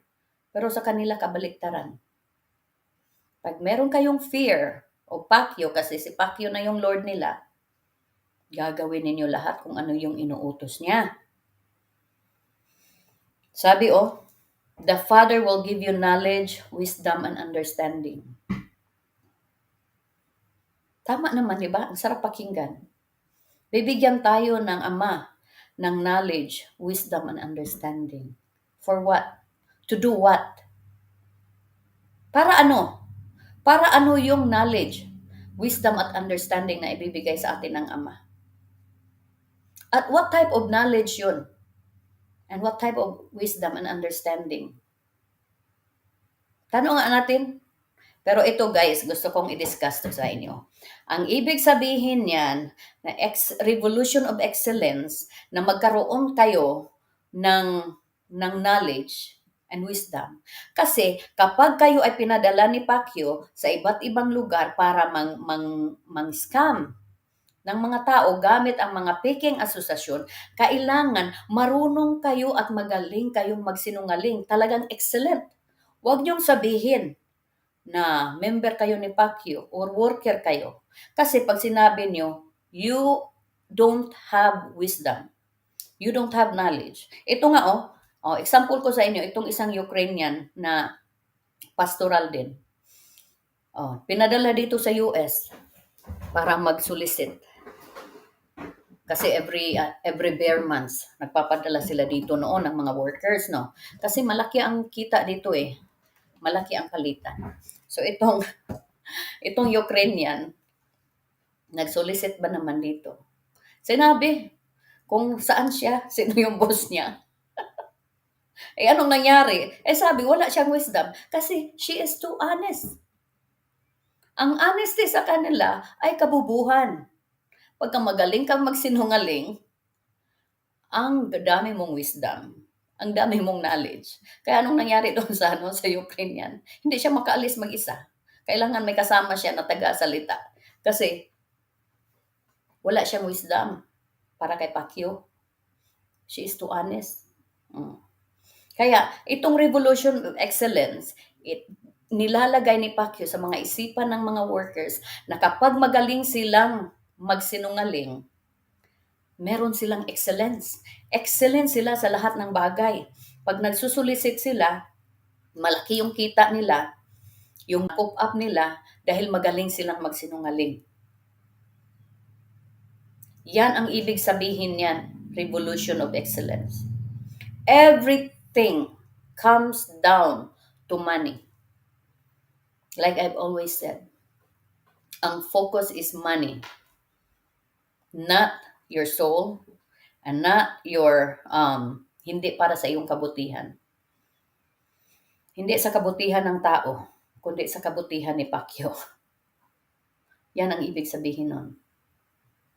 Ngayon, darating na tayo sa pinaka-importanting bagay. Itong sexual abuse admission. Pag-usapan natin to ha. Very interesting. Ito, si Jacqueline Roy, isa sa mga pastoras niya. She's still there.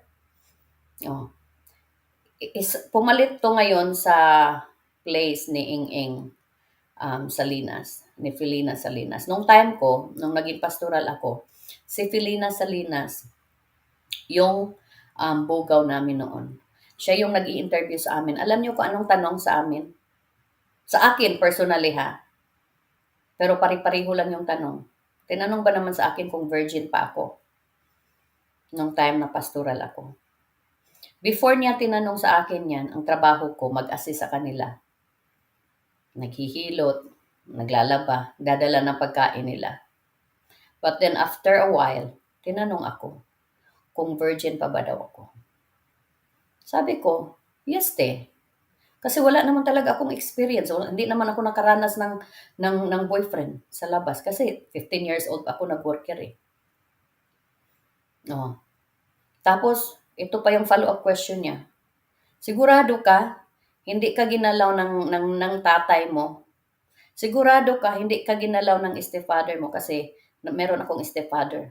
Patay na kasi yung tatay ko, 7 years old pa lang ako. Yun ang follow-up question. Sigurado ka, hindi ka ginalaw ng kapatid mong mga lalaki? Ganon ang tanong. Grabe. Sabi ko, hindi po. After nung interview na yun, doon na ako nag-umpisa na pinapapasok doon sa kwarto ni Quiboloy para maglinis.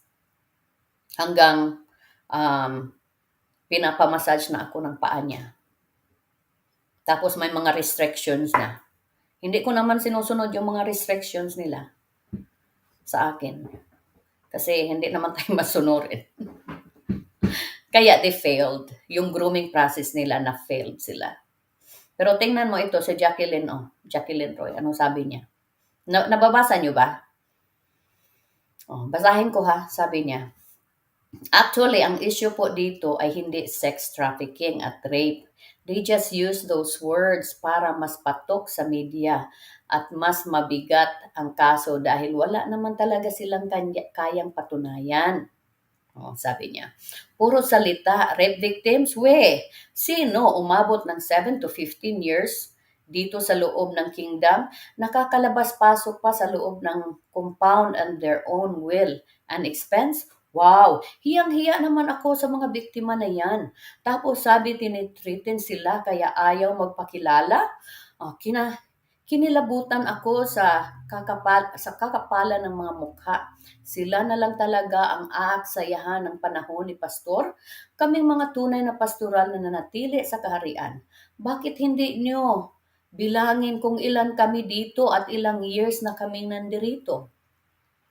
Try to investigate our track record and the track records of those dissidents and pretenders who are being used to destroy Pastor ACQ. They then you judge. It's not just one side of the story. Oh, tingnan nyo. Sabi niya dito, kaming mga tunay na pastoral na nanatili sa kaharian kahit hindi nyo bilangin kung ilan kami. So is that mean dahil nanatili sila doon, hindi sila ginagamit ni Quiboloy? Sige nga, Jacqueline Roy, anong ginawa mo sa pamangkin mo mismo, si Pamela? Ikaw mismo nag-alay doon kay Quiboloy. Sige nga, yung tatay ni Pamela, ipa-check up mo yung anak mo, hindi mo siguro alam. Si Jacqueline Roy ang nagbitbit niyan para ialay yung kanyang pamangkin sa demonyong Quiboloy. Kunyari ka pa, Jacqueline Roy, ikaw kaya ang bugaw na pumalit kay Ing Salinas. Ito guys ha, meron akong i-play sa inyo na video. Siguro ito wala na namang sounds kaya gamitin ko yung phone ko. Itong video na to, na i-play ko sa inyo, ito yung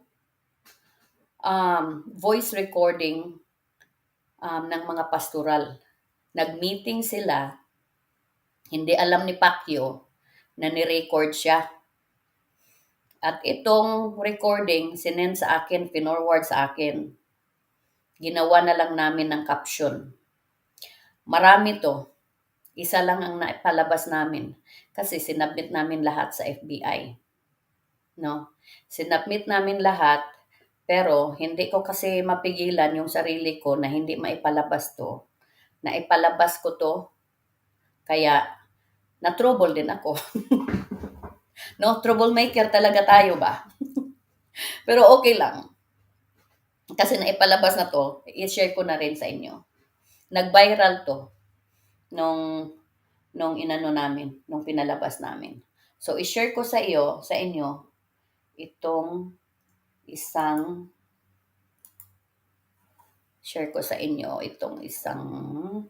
screen ko para makita ninyo.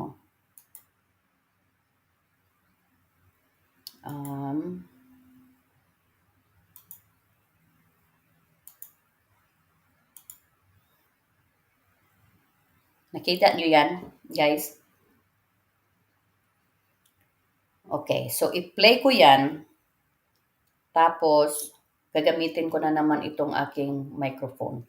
Kasi baka wala na naman tayong boses. I mean, hindi nyo na naman maririnig si Pacquiao.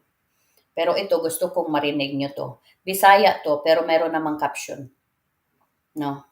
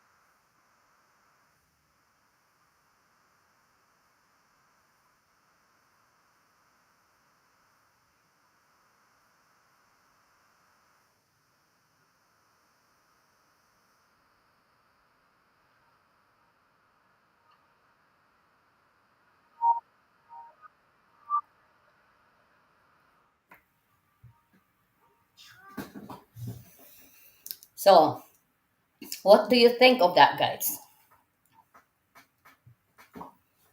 So ano, sa tingin nyo, gawa-gawa yon? Pinagdugtong-dugtong ko lang yan? Kaya, I challenge nyo, dalhin nyo yung recording na yan at ipacheck nyo ang authenticity ng boses ni Kibuloy. Kung gawa-gawa ko. Sige nga.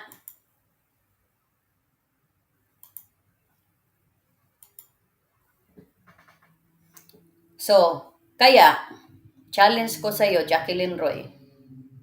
Sige nga, patunayan mo nga kahit sarili mo, pa-check up ka. Tingnan natin kung virgin ka pa. Diyan ka naman lumaki. Isama mo yung pamangkin mong si Pamela at ipaalam mo na rin kay Alaki kung anong ginawa mo. Kung paano mo inala yan. Baka hindi pa niya alam. Baka hindi pa alam ng tatay. Ginawa mo. Guys, meron akong gusto nyo i-share ko sa inyo yung affidavit ng FBI. Siguro hindi nyo hindi nyo alam, hindi naman to na i-share namin. Pero ito is a public information naman. Gusto nyo basahin natin. We will go through kung ano kasi hindi naman talaga kami ang nagkaso, no? Dito kay Kibuloy, walang isa sa amin. Because his case is bigger than any one of us. Pero kung gusto nyong i-share ko sa inyo yan, babasahin ko sa inyo. Before I proceed, no, magbasa muna ako ng comments. Let me know what's your thought about that video. Audio yan, ginawa na lang namin ng caption. Maraming kasama yan ng mga recording meetings ng mga pastoral. May mga English pa. Pero hindi ko muna maipalabas kasi ongoing pa yung case. Pagkatapos ng case, guys, ang dami kong ilalabas na mga evidence. Sige, basa muna tayo. Arthur, Auri, kasama ba si Ingrid Canada sa case ni Pacquiao? Hindi po. Sa ngayon, hindi po. Ed Erastin, yes, praying for you too and will remember you when we're in the church mass. Thank you, Ed. Thank you so much. Truth Fred, si Kibuloy lang ang nagka-financial revolution.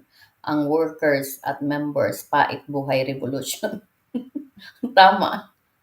Ed Erastin, until next po, Arlene. Thank you, Ed.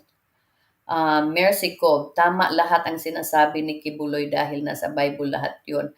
Pero ginagamit niya ang salita ng Diyos ay para sa kanyang pakinabangan. Tama, Mercy.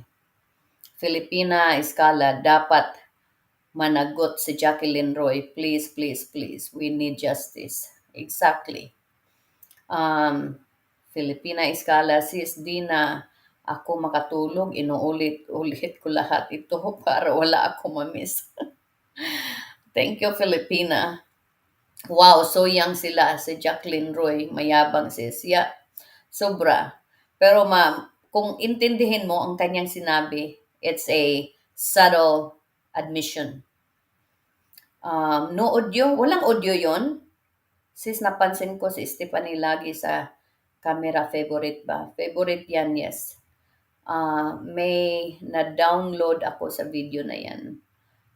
Yes, thank you. Filipina Escala, sabi ko nga sa ganda ng mga babae na nakapaikot sa kanya at bata pa siya. Si Pacquiao, siyempre tatay ang haari niya. Imposible na kamay ang gamit niya. Tama. Diba? So gusto nyo i-go through natin yung affidavit ng FBI agent. Ang daming hindi alam nito. Kompleto tayo, guys, ng evidence. Sige, we'll go through that together. Sige. Hanapin ko yung aking tawag nito. Sige.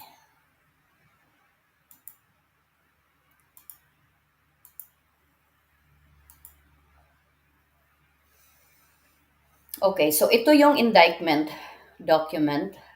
Siguro marami na sa inyo no nabasa na tong indictment document. Pero for those na hindi pa nakabasa, I will share this no. Pero ito yung mga plaintiff, ito yung mga kinasuhan. Si Kibuloy, Pastor si Apollo Quiboloy, aka the appointed son of God, aka Sir Pastor Ezekiel. Tas Teresita Tulibas Dandan, Tessie, aka Tessie, aka Sister Ting, aka TTD, Helen Panilag, aka HP, Felina Salinas, aka Sis Eng Eng, or aka FS, Gia Kabaktulan, Marisa Duenas, aka MD, Amanda Estopari, Bettina Padilla Roses, aka Cookie, and Maria De Leon, aka Lo. So sila yung mga kinasuhan no, ng FBI. Ngayon, ito mahabang ano to mahabang document. So naka-public naman to no. So punta na lang kayo sa ano sa tawag nito sa page namin yung Pastor Apollo Kibuloy, the false teacher no. Andoon yung mga itong mga document na to. Pero itong complaint, criminal complaint na galing sa FBI. Wala ito doon. So ngayon ko lang to pinalabas. You are lucky guys. At kayo ay nag-stay with me. So babasahin natin parehos, no? Nababasa nyo, nakikita nyo, o gusto nyo palakihan ko pa para makita? Okay, let's go through this together. Medyo mahaba-haba to but be patient, no? Kasi marami tayong information na makukuha dito. Saka na ako magbasa uli ng comments. Okay. So umpisahan natin dito, United States District Court, no? For the Central District of California. It was dated on January 27, 2020 nung sinubmit ito. So United States of America versus Gia Kabaktulan, Marisa Duenes, and Amanda Estopari. Sila yung mga defendant. Sila yung mga kasama ni Pacquiao sa case. So criminal complaint. I, the complainant in this case, state that the following is true to the best of my knowledge and belief. On or behalf the dates of in or around October 2013 in or around December 2019 in the county of Los Angeles in Central District of California, the defendant violated Code Section 18 U.S.C. Ito yung code nila, 371, offense description, conspiracy to commit immigration fraud. This criminal complaint is based on these facts. So, makikita natin yung mga facts dito. So, ang complainant dito, hindi po mga ex-worker.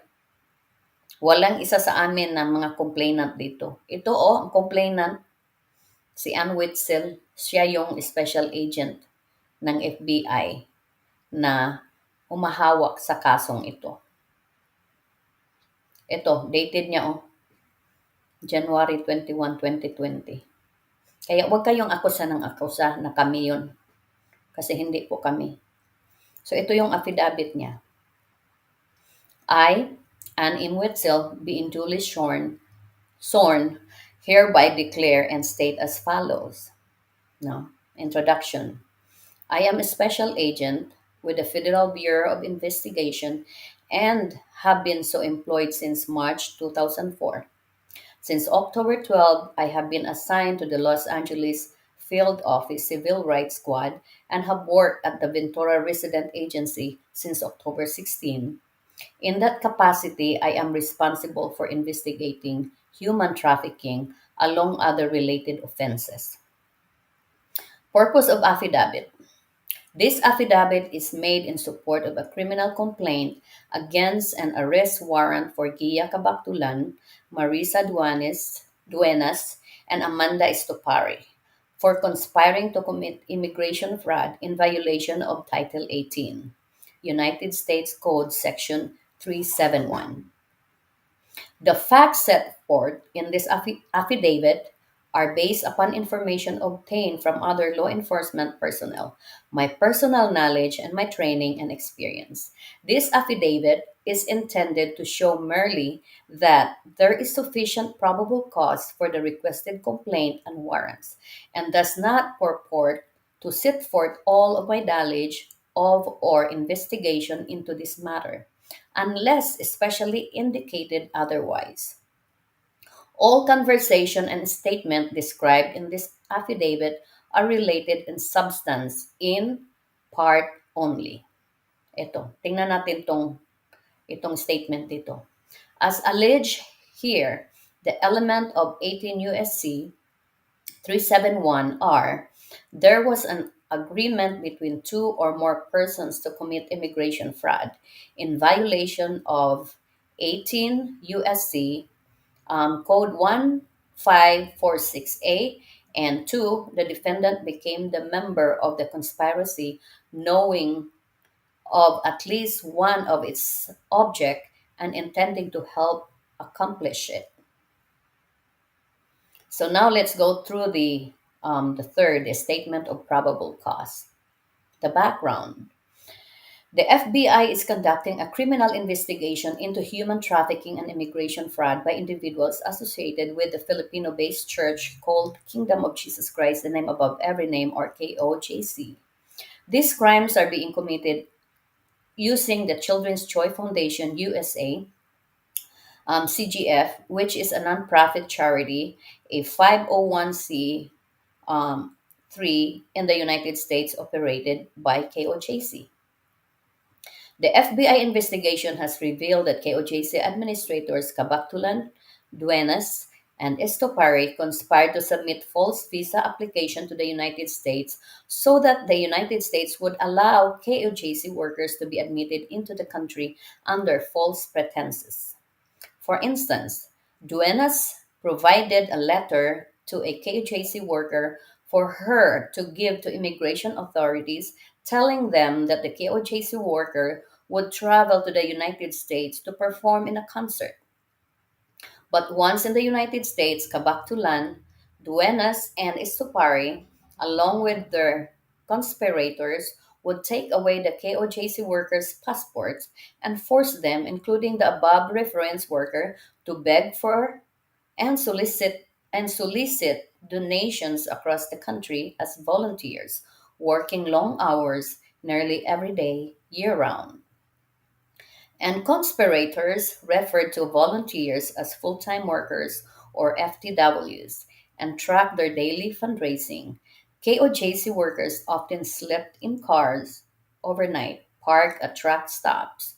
For those KOJC workers who proved to be good of soliciting money, KOJC administrators, including Kabaktulan, Duenas, and Istupari, would force them into sham marriages so they could stay in the United States and continue soliciting.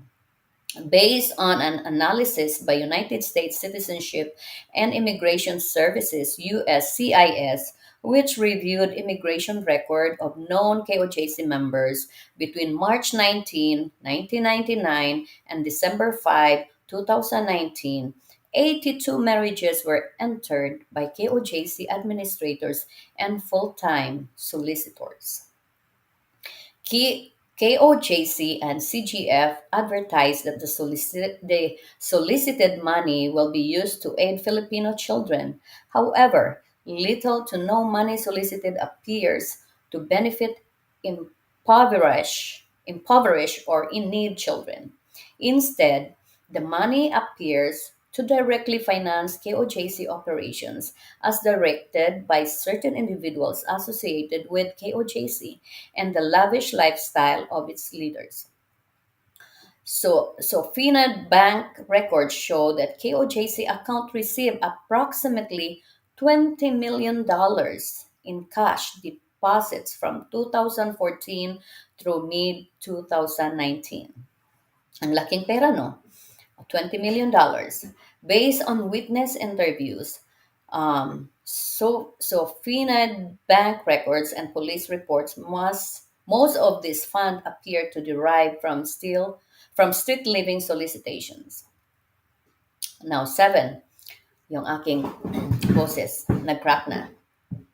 The evidence also shows that KOJC workers are required to meet daily solicitations quotas set by KOJC and CGF administrators. These daily quotas are increased during the month of September, October through January and February of the following year.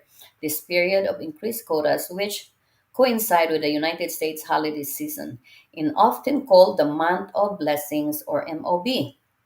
According to the victim who have left KOJC, victims receive various consequences for failing to meet cash solicitations quotas, including mental and physical abuse. Okay, for victims who prove capable of meeting the cash solicitation quotas, KOJC administrators seek to maintain the legal United States status of the workers by fraudulently obtaining student visas or by forcing the victims to engage in a fraudulent marriage with another member of KOJC who has already obtained United States citizenship. These workers, in turn, stay in the United States and solicit year round. Okay, dito na tayo sa B. Kabaktulan, duenas, and estopare role in the offense. Based on witness interviews and document received from victim who fled KOJC, as well as material obtained through legal process, the main KOJC administrators in the United States were Kabaktulan, Duenas, and Stopari. They were in charge of KOJC workers in the United States and, in particular, within the Southern California area, and lived at the KOJC compound in Van Nuys, California, within the Central District of California, hereafter referred to as the Van Nuys compound. Kabaktulan was the lead KOJC administrator in the United States, in charge of both Duenas and Estopari. Kabaktulan maintained direct communication with KOJC leadership.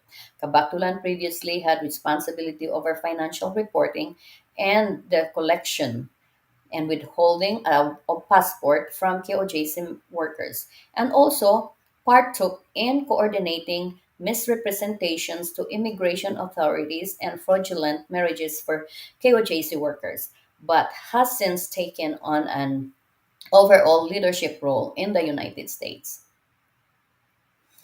B. Duenas was the human resource leader of KOJC in the United States. Duenas has responsibility over collecting and securing passports from KOJC workers. Duenas would prevent KOJC workers from freely accessing their passport and other important documents. Duenas also handled fraudulent immigration related documents for KOJC workers. In particular, Duenas participated in applying for sham marriages and fraudulent student visas on behalf of KOJC workers to keep them in the United States so that they could continue soliciting money. 10. Istopari was in charge of the money and financial reporting of KOJC workers in the United States. As shown below, Istopari knew that the KOJC workers were predominantly soliciting funds as full-time workers instead of entering and remaining in the United States for the stated purpose of their immigration applications. Estupari provided daily quotas that each KOJC worker had solicited each day, and each KOJC worker reported his or her daily fundraising totals to Estupari. Estupari would punish KOJC workers who did not meet their daily solicitations goal or quotas. Estupari was also in charge of directing and flow of cash, including by instructing workers to make a structured deposit that would avoid detection from banks, and by instructing KOJC workers flying to the Philippines to hide money in their sacks and other clothing within their personal luggage so that the money could be presented to KOJC leadership in the Philippines. KOJC and CGF. Based on www.kingdomofjesuschrist.org, on or about September 1, 1985, KOJC was established in Davao City, Philippines, and was later brought to the United States. According to the website, KOJC is the religious organization founded and led by the appointed Son of God. KOJC reportedly has followers around the world. CGF was also founded in Davao, Philippines. It was created for the claimed purpose of assisting needy children. Multiple KOJC victims escapes come forward. 1. Victim A. On or about October 21, 2015, FBI SAS interviewed Victim A former KOJC member who fled the organizations. Victim A provided the following information. Victim A joined KOJC when she was approximately 17 years old and escaped in approximately 2014. While a member of KOJC, Victim A and other KOJC workers solicited monetary donations to support KOJC and also the personal needs of the workers. KOJC did not pay the workers, and only a small portion of the money collected by the workers went towards supporting the living needs of the workers. Victim A wrote a commitment letter to KOJC and its leader. In her commitment letter, Victim A gave up all attachment to her family. After the commitment letter, Victim A became a member of the pastoral department and acted as a pastoral for the KOJC leader. According to Victim A, as well as other victims escaped whom the FBI interviewed, including Victim L, and Victim M, pastorals work as personal assistant to the KOJC leader. Now let's go back and read the notes here.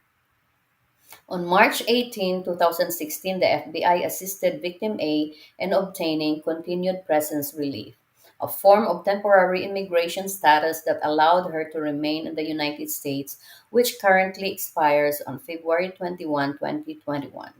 Victim A's eligibility for relief was based on her status as a victim of trafficking who was willing to assist in the investigation and prosecution of traffickers. So yan yung benefits sa nag-came forward. So kayong mga workers na gustong mag-come forward, call the FBI so that you will get assistant. Kasi wala kayong future dyan. Now let's continue. When Victim A received her visa to travel to the United States, she did not know that she would be working and soliciting donations.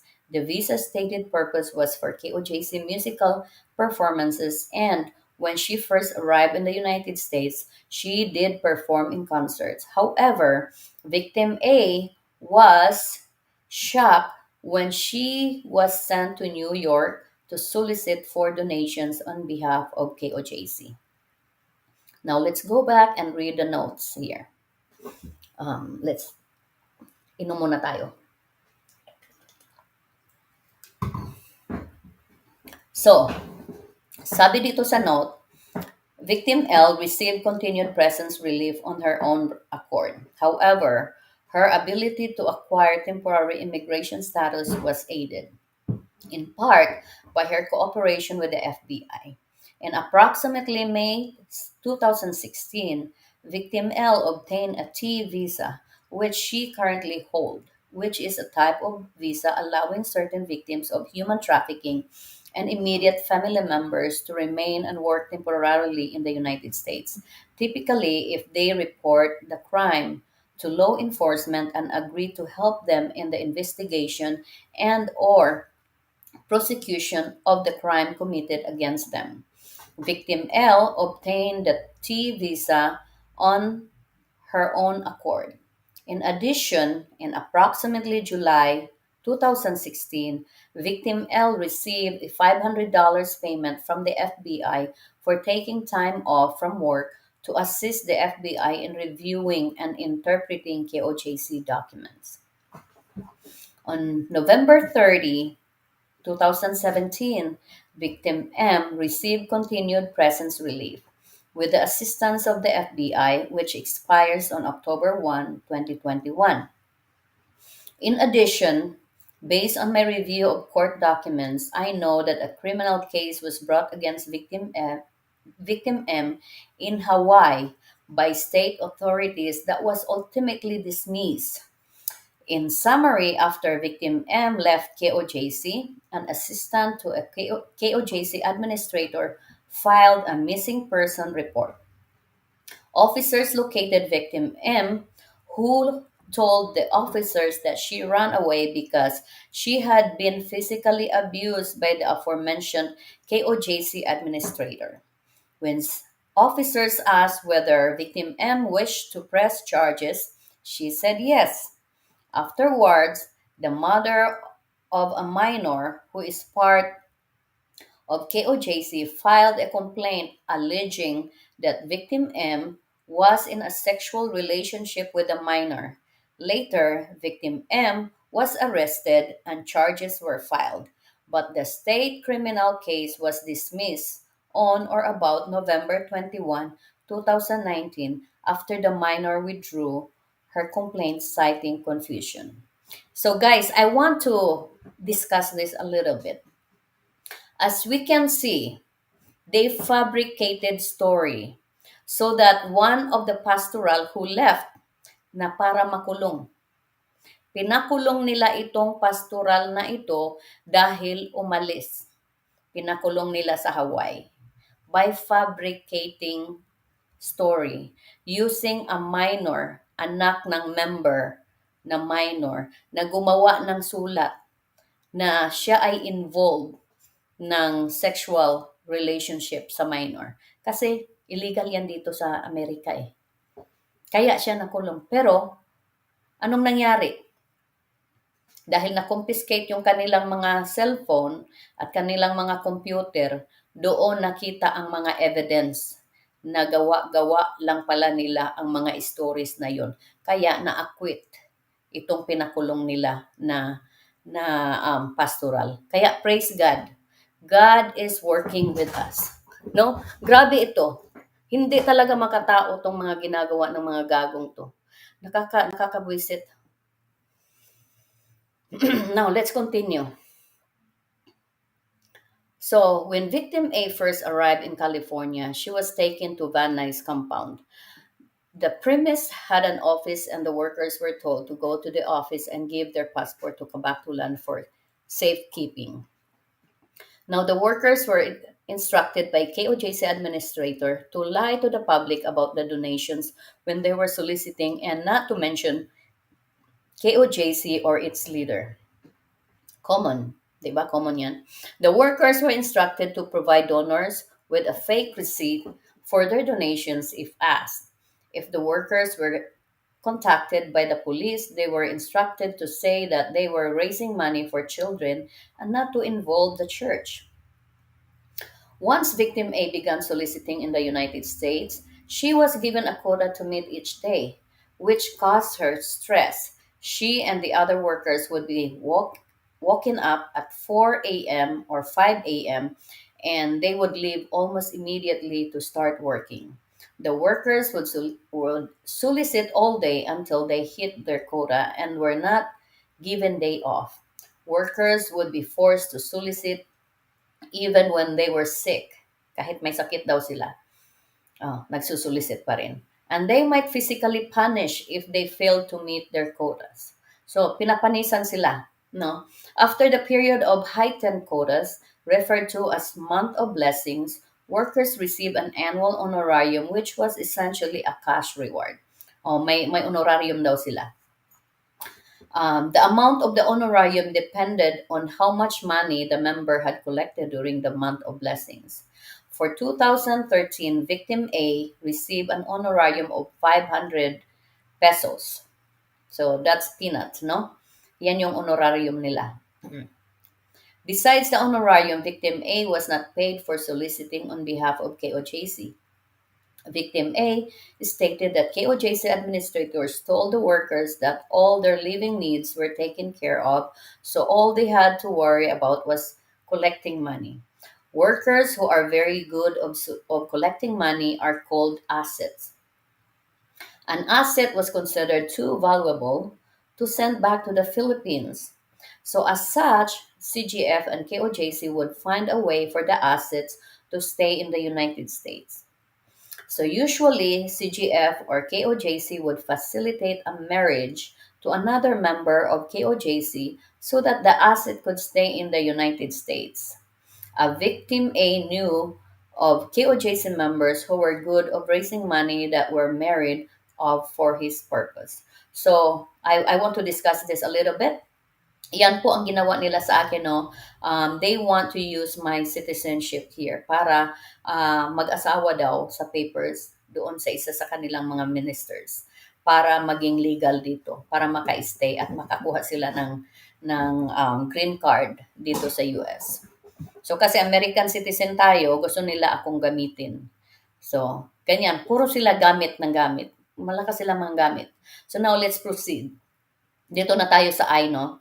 Victim A was scared of KOJC because of all the stories that she had heard about missing members being sanctioned, i.e. punished, for leaving KOJC or stating something negative about KOJC or its leader.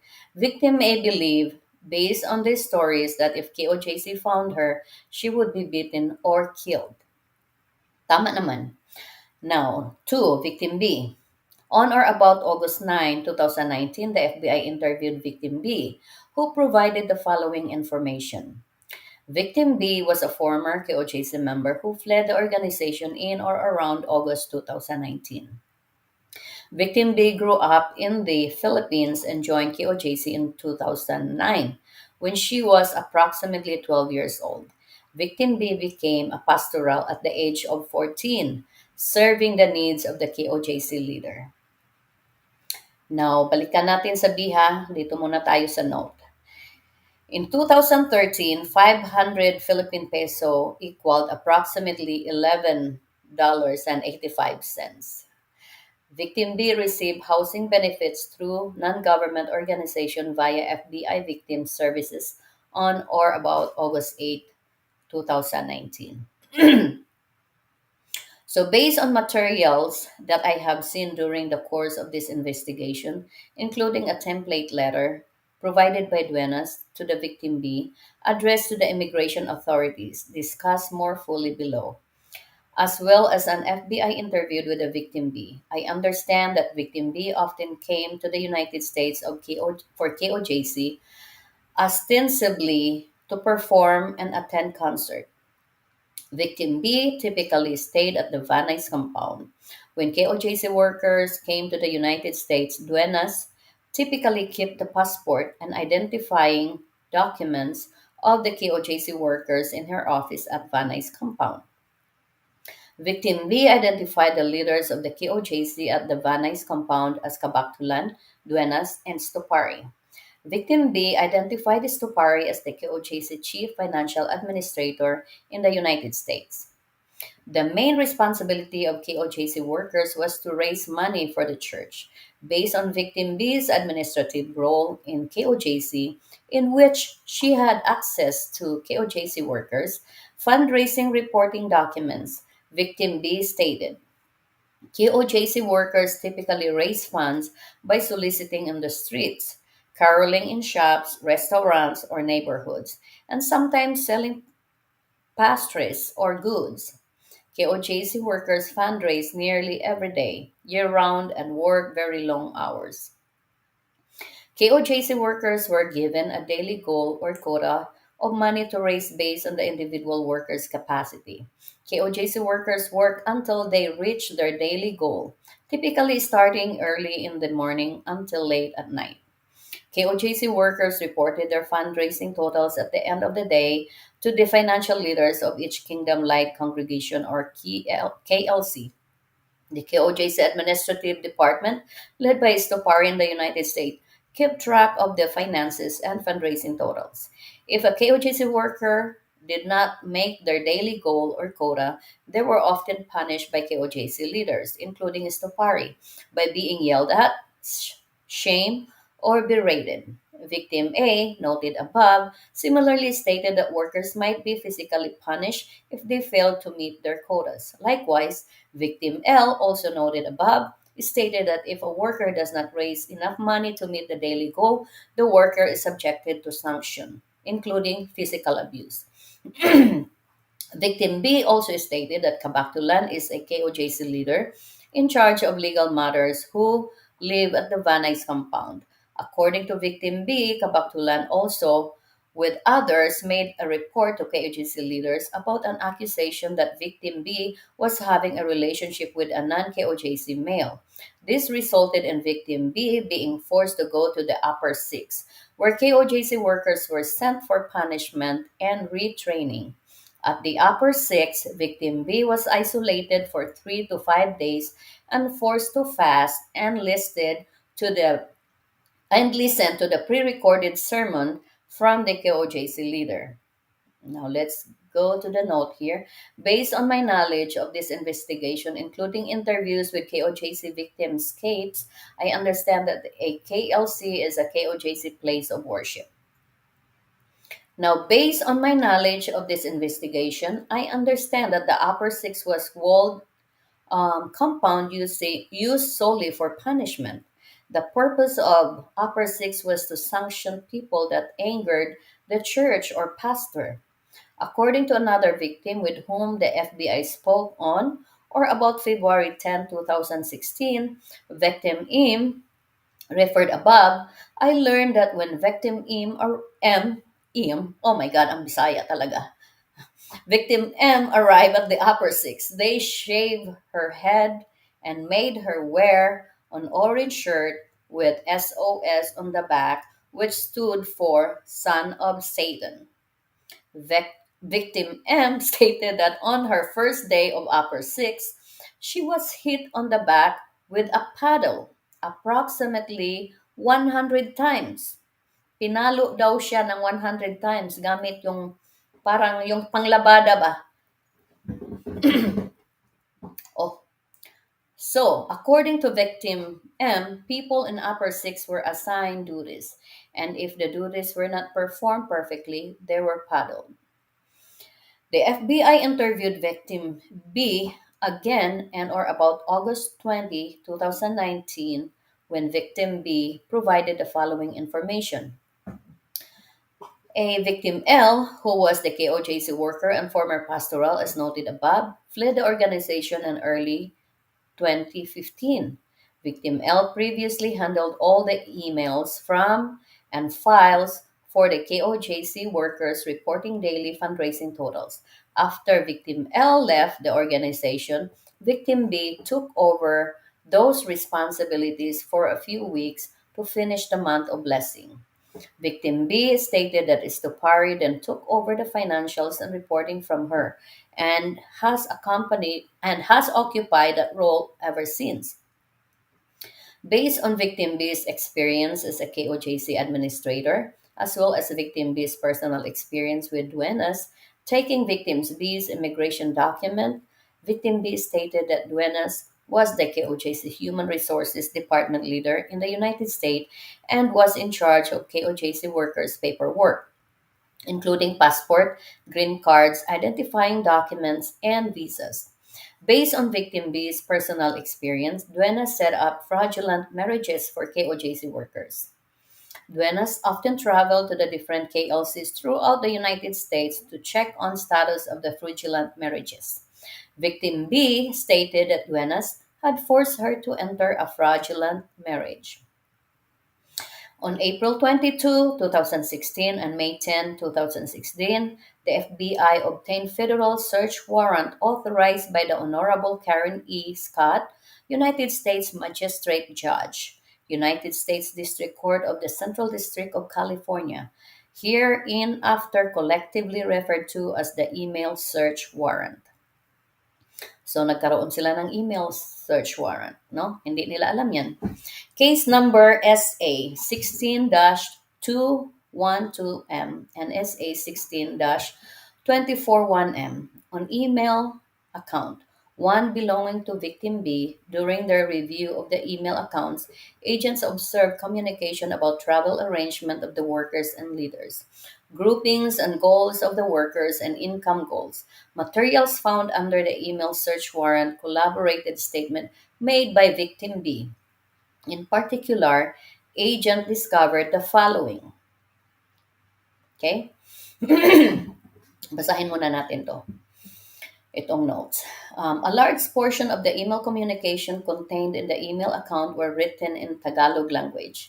A smaller portion of the email communication were written in English, but include coded words. A victim assisted FBI agent in deciphering some of the codes pertaining to the collection of money and workers. So during the review of emails obtained via the email search warrant, template letter was found, specifically in an email dated January 20, 2016, with the subject line Invitation Letter Document. Duena sent victim B a letter addressed to the Honorable Consul, United States of America. The line read, Invitation for blank as guest for the live concert crusade in the United States of America.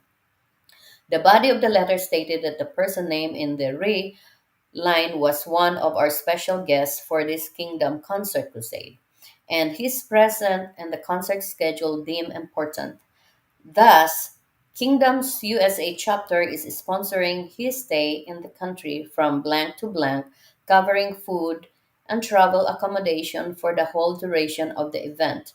The letter was signed by the international administrator on the letterhead for KOJC. The letter listed in the Van Nuys compound as Los Angeles, California address. Based on my training and experience and knowledge of this investigation, I know that immigration law officers and human traffickers will provide fraudulent immigration related documents to victims in order to facilitate their travel to other countries. In the above example, while the letter states that the purpose of the trip is to perform in concert, I know from speaking with victimscapes that they were instead predominantly used to beg for money on the streets in order to raise money for KOJC administrators.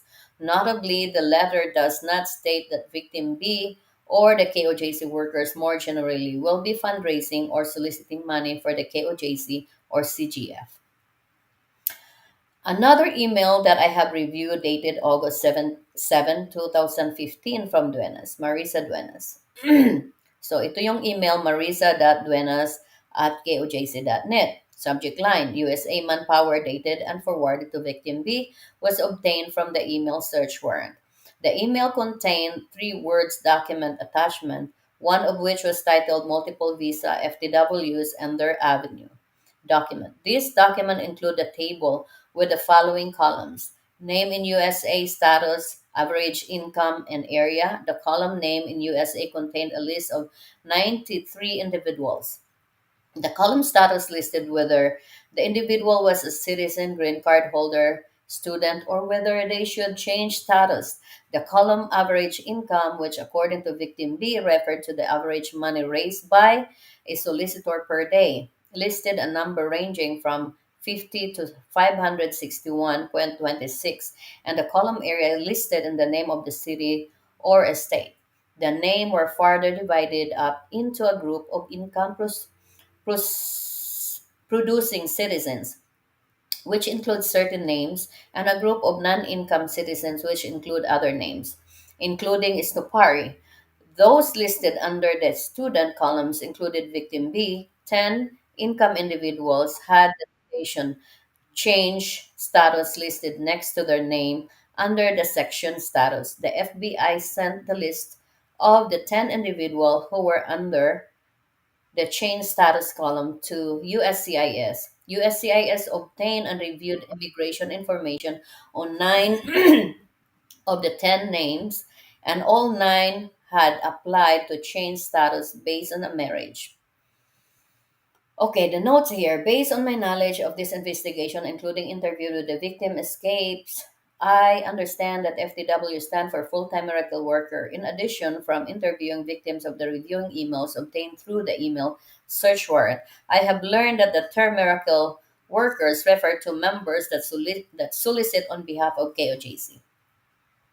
So in October 11, 2015, email from Istopari, especially from Amanda.Istopari@kojc.net with a subject 2015 MOB plan. The forwarded to victim B. Istopari was listed under admin staff with her specific duty being accounting. Victim C, on or about February 19, 2019, the FBI interviewed victim C, who provided the following information. He or she started working as a full-time miracle worker for KOJC in 2010 and moved into the Van Nuys compound with his or her children. Upon arriving, they had to give their passport and an identifying document to someone else. Workers had to request access to passport and identifying documents. If the request was granted, the document had to be returned by the end of the day. He or she previously worked as a licensed attorney in the Philippines, and he or she was given a position of trust early on in his or her time with KOGC. Specifically, Victim C handled the marketing of a KOJC paper in the United States before beginning to work as a driver and group leader of KOJC workers, a position in which she worked until 2018. During this time, he and she worked with KOJC administrators, including, among others, duenas. Now, the note here from my knowledge of this investigation, interviews with former members of KOJC, and review of emails obtained from the email search warrant, I know that KOJC members referred to the month of sacrifice, month of blessing as MOB. During this investigation, victim C was compensated approximately $1,000 by the FBI on one occasion for providing information and cooperating with the FBI. So KOJC workers were given pamphlets describing CGF as a charity for children in the Philippines. Victim C job at KOJC was to drive workers around to solicit money. In this role, he and she would collect the money, record the amount of money received, and bring that information back to the Van Nuys compound or send the information via text message to whoever was in charge. Estopari was the accounting and financial leader at the Van Nuys compound, and all money earned was reported to, among others, Kabaktulan. Kabaktulan had an overall leadership role in the United States. Victim C stated that Kabaktulan asked him or her if he or she would give up custody of his or her children. Victim C did not give up custody of his or her children, but Kabaktulan became their guardian. Wow. During the month of blessing, Victim C and others were often separated from their children. Victim C never spent Christmas with his or her children while working for KOGC.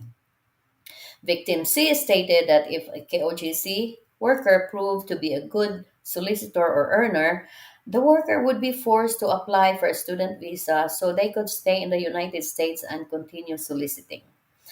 KOGC was also involved in sham marriages. KOJC often forced top earners, workers over 18 years of age, to marry United States citizens so they could stay in the United States and continue soliciting. Victim C stated that his or her son, who was a United States citizen, was forced to marry a top earner KOJC worker.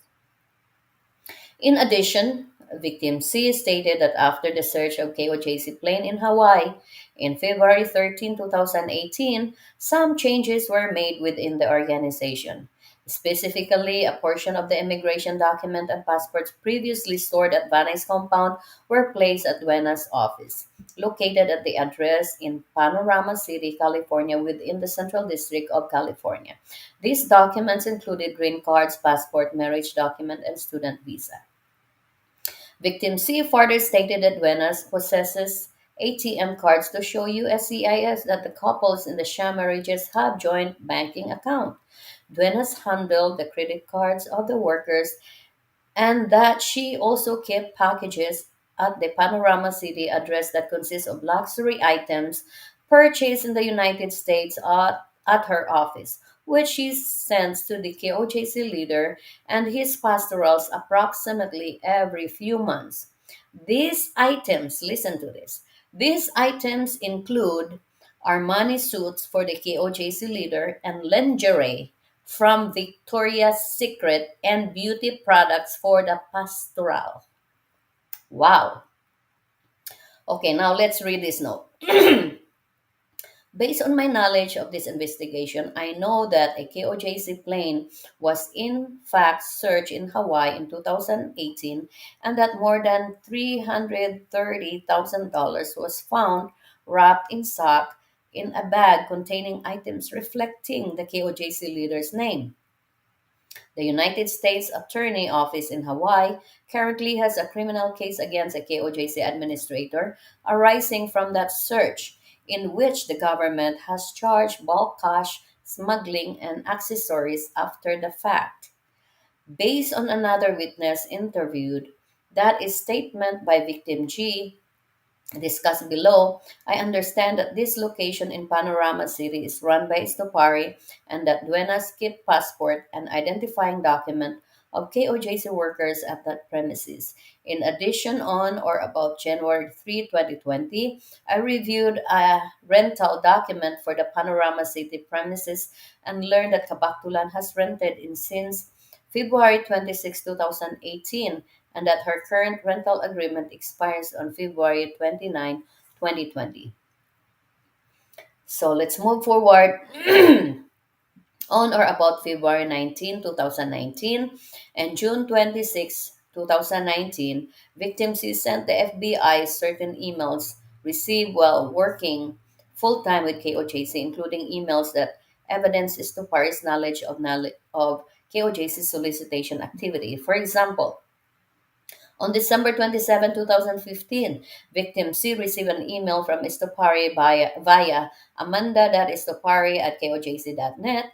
The email had the subject line name sent through MoneyGram. The email provided the names of four KOJC workers and their locations in the Philippines.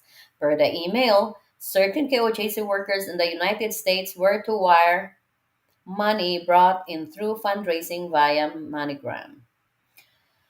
On October 24, 2014, victim C received an email from Ms. Tupari via Amanda.Estopari at kojc.net. The email had a subject line New Terms. The email stated here are the new terms to be used for daily reporting. The email included a Word document attachment titled New Terms, which showed a list of KOJC workers and their roles. Estopari was listed as admin staff with a role of daily and weekly MOB reports and weekly payables. On January 26, 2016, victim C received an email from Estopari via amanda.estopari at kojc.net. The email had a subject line format. The email included an Excel spreadsheet for KOJC workers to report their financial and cash flow reports from October 23, 2015 through January 30, 2016. The FBI interviewed victim C on June 10, 2019. Victim C provided the following information. All KOJC workers reported their fundraising totals to their group leader or coordinator, who then reported the total to Istopari. The reporting to Istopar was typically done through text messaging, or Facebook Messenger. Similarly, other victims, victim E, referenced below, stated that Istopari kept all the financial information at the Vanay's compound. If a KOJC worker did not report their finances to Istopari in time, Istopari would send text messages and pester the KOJC worker until he or she reported. KOJC worker were given instructions from Estopari via text messages or Facebook Messenger as to what to do with the fundraising money each day. KOJC worker were often instructed to deposit the cash into account and then make money transfer. Estopari would send the names of people to whom the KOJC workers were to transfer. Estopari instructed KOJC workers to make cash deposit of less than $9,000, and victim C believed that this was a way to avoid detection from the banks. Based on my training and experience and knowledge of this investigation, I know that banks must report any deposit that they receive over $10,000.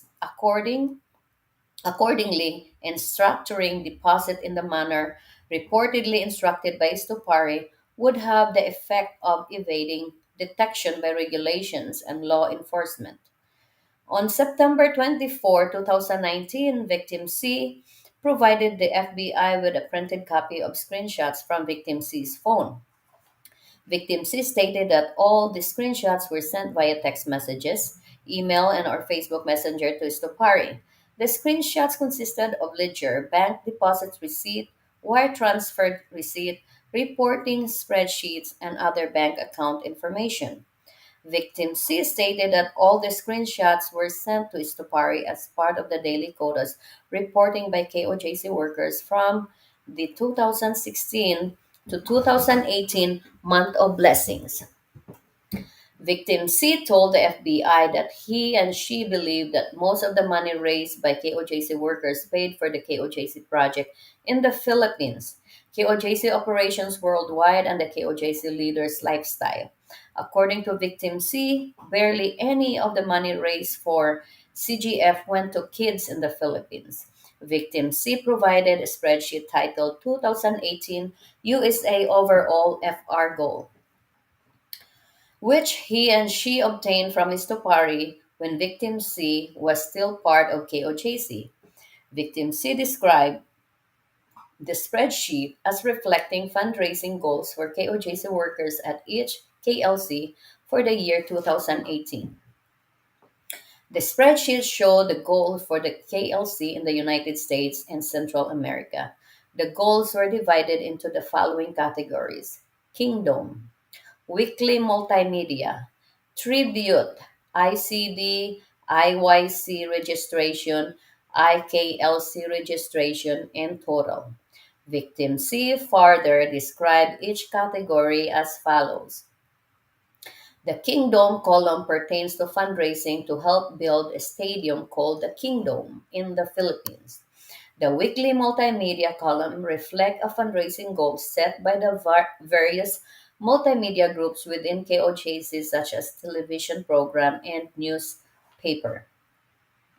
The tribute ICD column pertains to fundraising where funds are provided directly to the KOJC leader as a gift on his birthday. Victim C stated that many KOJC workers compete to raise the most funds as a tribute to the KOJC leader. The IYC International Youth Convention registration column pertains to fundraising to send KOJC youth to annual youth convention in Davao. The IKLC International Kingdom Leadership Conference registration column pertains to fundraising to send KOJC leaders of each KLC to the annual leadership conference in Davao. The spreadsheets show a total monthly fundraising goal of $802,000. Oh my God. To be raised by KOJC workers at KLC location in the United States and Central America. That's a huge amount of money, you guys. There is no indication on the spreadsheet that any of the fundraising money is to go to CGF or needy children. On January 22, 2020, the FBI interviewed victim C, who provided the following information. Estupari was the accounting and financial leader at the Vanay's compound. After the MOB, KOGC announced new assignment and appointment through email. Estupari was named the accounting and financial leader every year. In 2013, Estupari replaced Kabaktulan as the accounting and financial leader. From the end of 2016 until Victim C left KOJC in 2018, Victim C assisted Estopari with KOJC finances. Victim C assisted Estopari with counting money, buying socks, and rolling the money into sacks for the KOJC workers who would be flying back to the Philippines. During this time, on Monday, on Mondays, Victim C made cash deposits at local banks and exchanged smaller bills for crisp $100 bills as directed by Stopari. Victim D. On or about October 20, 2019, FBI agent interviewed Victim D, who provided the following information. Victim D was a former KOJC member who was also a pastoral. She was sent from the Philippines to the United States in 2014 to help with the month of blessings. During the MOB, KOJC workers were divided into assigned groups and areas to fundraise. Each group typically had a driver and a leader who was responsible for reporting the money that the group raised each day. Victim D stated that Stopari was in charge of the money and financial reporting in the United States during the MOB. KOJC workers often slept in their car overnight, parked at the truck stop, or occasionally stayed in a small motel room. KOJC workers were expected to work as many hours as needed in order to reach their daily goals, which were provided by Stopari. When returning back to the Philippines, every KOJC worker typically brought back undeclared cash hidden in socks and clothing within their luggage, as directed by KOJC leadership, including Stopari. Okay, let's read this note. Victim D received continued presence relief on December 31, 2019, which expires on December 30, 2021. Victim D received continued presence from USCIS with FBI coordination. Now, the cash solicited during the MOB in 2017 was collected at a KOJC mansion in Calabasa, California, within the Central District of California. According to victim D, Duenas and other KOJC administrators later brought even more bags of money to the mansion.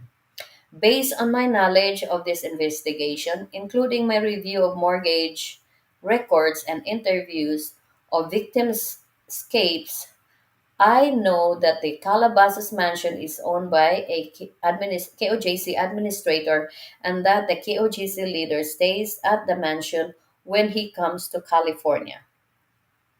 Kabaktulan was a lead KOJC administrator in the United States in charge of both Duenas and Stopari.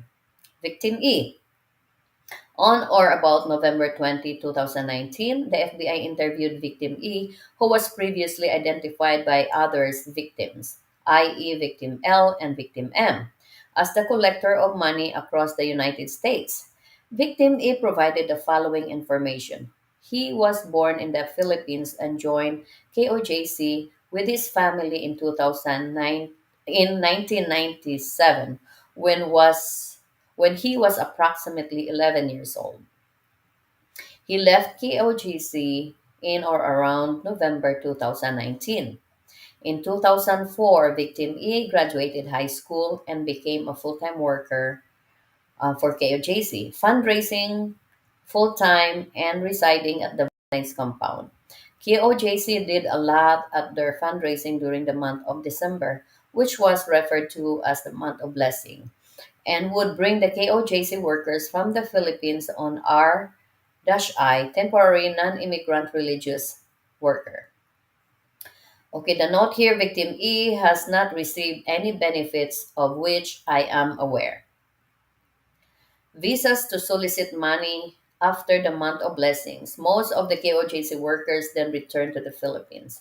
Victim E believed the money solicited went to fund the KOJC leaders' lifestyle in the Philippines or to establish and maintain KOJC properties in the United States and the Philippines, and not to help poor children in the Philippines. Victim E stated that there were no programs or events set up through CGF for children, so KOJC started doing public things to show that CGF and KOJC were doing things to help children. Victim E believed that most fundraising now was going to fund the Kingdom and the KOJC compound in Davao, which he has seen and which is currently under construction. Victim E also believed that the money was going to fund the planes and helicopters that KOJC had in the Philippines, which Victim E had also seen. At least since or around 2014, Duenas was in charge of the documents, visas, passport, and marriage of the KOJC workers. Duenas collected the passport of the KOJC workers and kept them in her office. Duenas' office used to be in the Van Nuys compound, but victim E now believed that Duenas had a new office at another location nearby. Victim E stated that if a KOJC worker needed their document for something legal, they had to make the request, and KOJC leadership, including Duenas, had to go with them to the location where the KOJC workers needed to use the documents. Beginning in 2007, KOJC found new ways to have KOJC workers stay in the United States because they could make more money soliciting in the United States than in the Philippines. Makes sense, huh? KOJC started arranging marriages of KOJC workers to members who were United States citizens so they could stay and solicit money in the United States full time. In 2008, Victim E, a United States citizen, was married to another KOJC worker. They were married at a wedding chapel in Las Vegas, Nevada, at the same time as other arranged KOJC marriages. Victim E stated that the marriage was strictly to obtain citizenship for the other KOJC workers as there was no romance between them and they did not live together. Victim E stated that the KOJC worker that he married was a pastoral and that pastorals were only for the KOJC leader who made sure that no other male workers talked to them or got close to them. According to Victim E, KOJC worker who got close to or had a relationship with a pastoral would be subject to punishment, including hard labor and paddling. Victim E stated that in 2014, KOJC leadership, including Duenas, commenced divorce proceeding for Victim E with respect to the above referenced KOJC worker without Victim E's knowledge. Victim E was then told he was to marry a different KOJC worker. Grabe. Victim E met his future spouse at a residence in Ohio to conduct the marriage interview process and file the paperwork. Victim E was instructed to lie regarding this new marriage by Duenas and Kabaktulan, i.e., to lie about being in a true romantic relationship and about living together. Victim E and the KOJC worker got married in an office in Ohio and in direction of KOJC leadership, including Duenas. Grabe ang mga fraudulent nila, guys. Now read the notes. According to the victim E, as well as other victim escapes whom the FBI interviewed, including victim L and victim M, in addition to acting as the KOJC leader's personal assistant, pastoral were obligated to perform night duty, i.e., have sex with KOJC leader. Is that clear enough, you guys? Victim F. On or about November 20, 2019, FBI agent interviewed Victim F, who provided the following information. Victim F joined KOJC in approximately 2004 and left in or around November 2019. KOJC workers solicited money on the streets and in many locations, including malls, colleges, restaurant, Walmart, and Home Depot. KOJC workers typically solicited in groups, and each group had a financial in charge that counted the money collected by the group each day. After the money was counted, the financial in charge sent a daily report to Estopari. Estopari then sent the report to KOJC administrator in the Philippines, who reported directly to KOJC leader. Based on victims' personal experience as a driver for KOJC, as well as victim F's knowledge of Stopari's role in KOJC as being in charge of the money, victim F believed that Stopari likely drove the money from the Vanay's compound to the mansion in Calabasa, California after the month of blessings. Some KOJC workers from the Philippines who arrive in the United States on a B1 and B2 business and tourist visas are married off so they can attempt to obtain United States citizenships. KOJC administrators decide to who will marry whom and pass this information on to KOJC coordinators. Workers marry whomever they are told to marry because it is the father's will. Now let's read the note. Victim F has not received any benefit of which I am aware. Okay, victim F did not know the name of the lawyers who assisted with the marriage, but based on victim F's involvement in KOJC as well as his own experience being forced to enter a fraudulent marriage. The paperwork was handled by Duenas, who is based on Van Nuys compound. Victim F stated that Duenas traveled to various states to handle the marriage if needed. Victim F further stated that Kabaktulan handled the paperwork for marriages before Duenas.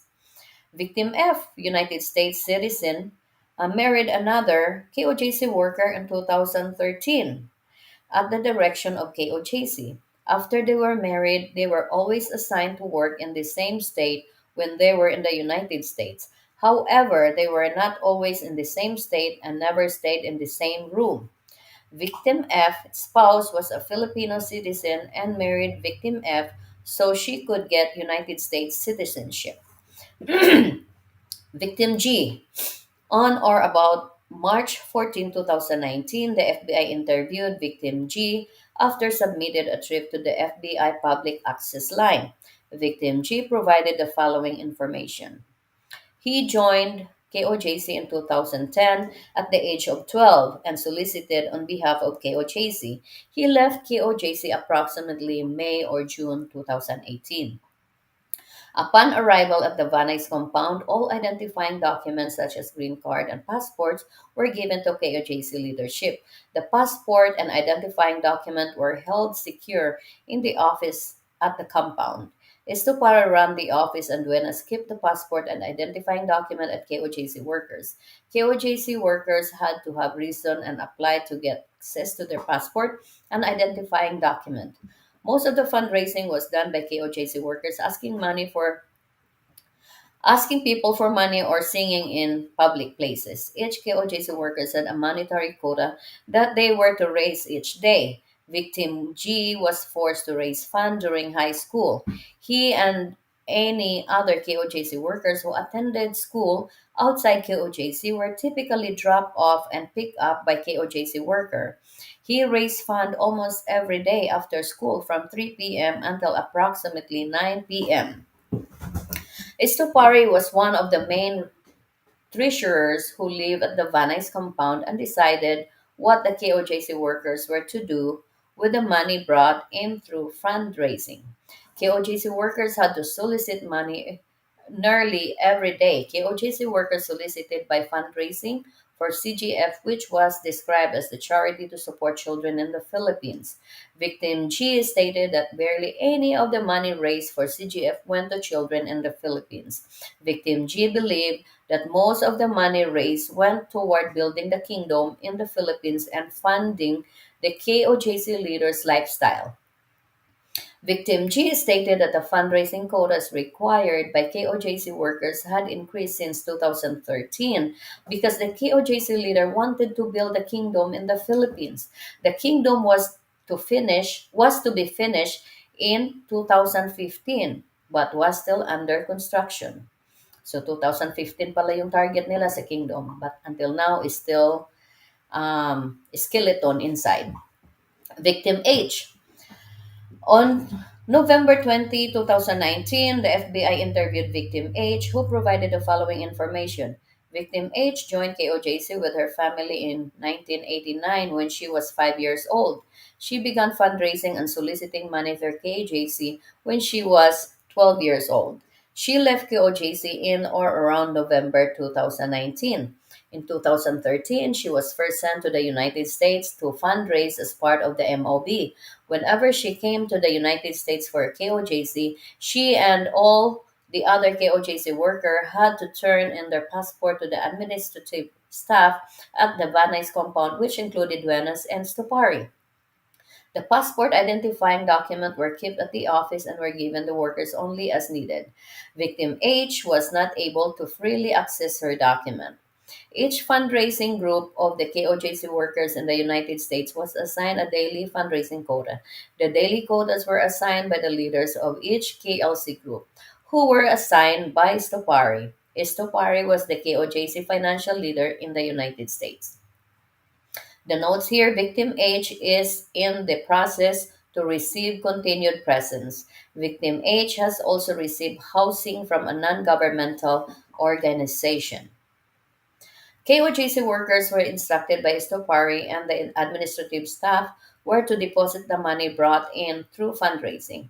KOJC workers were often instructed to wire money from the bank account to another or to send money via MoneyGram or Western Union, as instructed by Stopari or the administrative staff. KOJC workers who did not make their daily quotas were verbally yelled at and emotionally abused.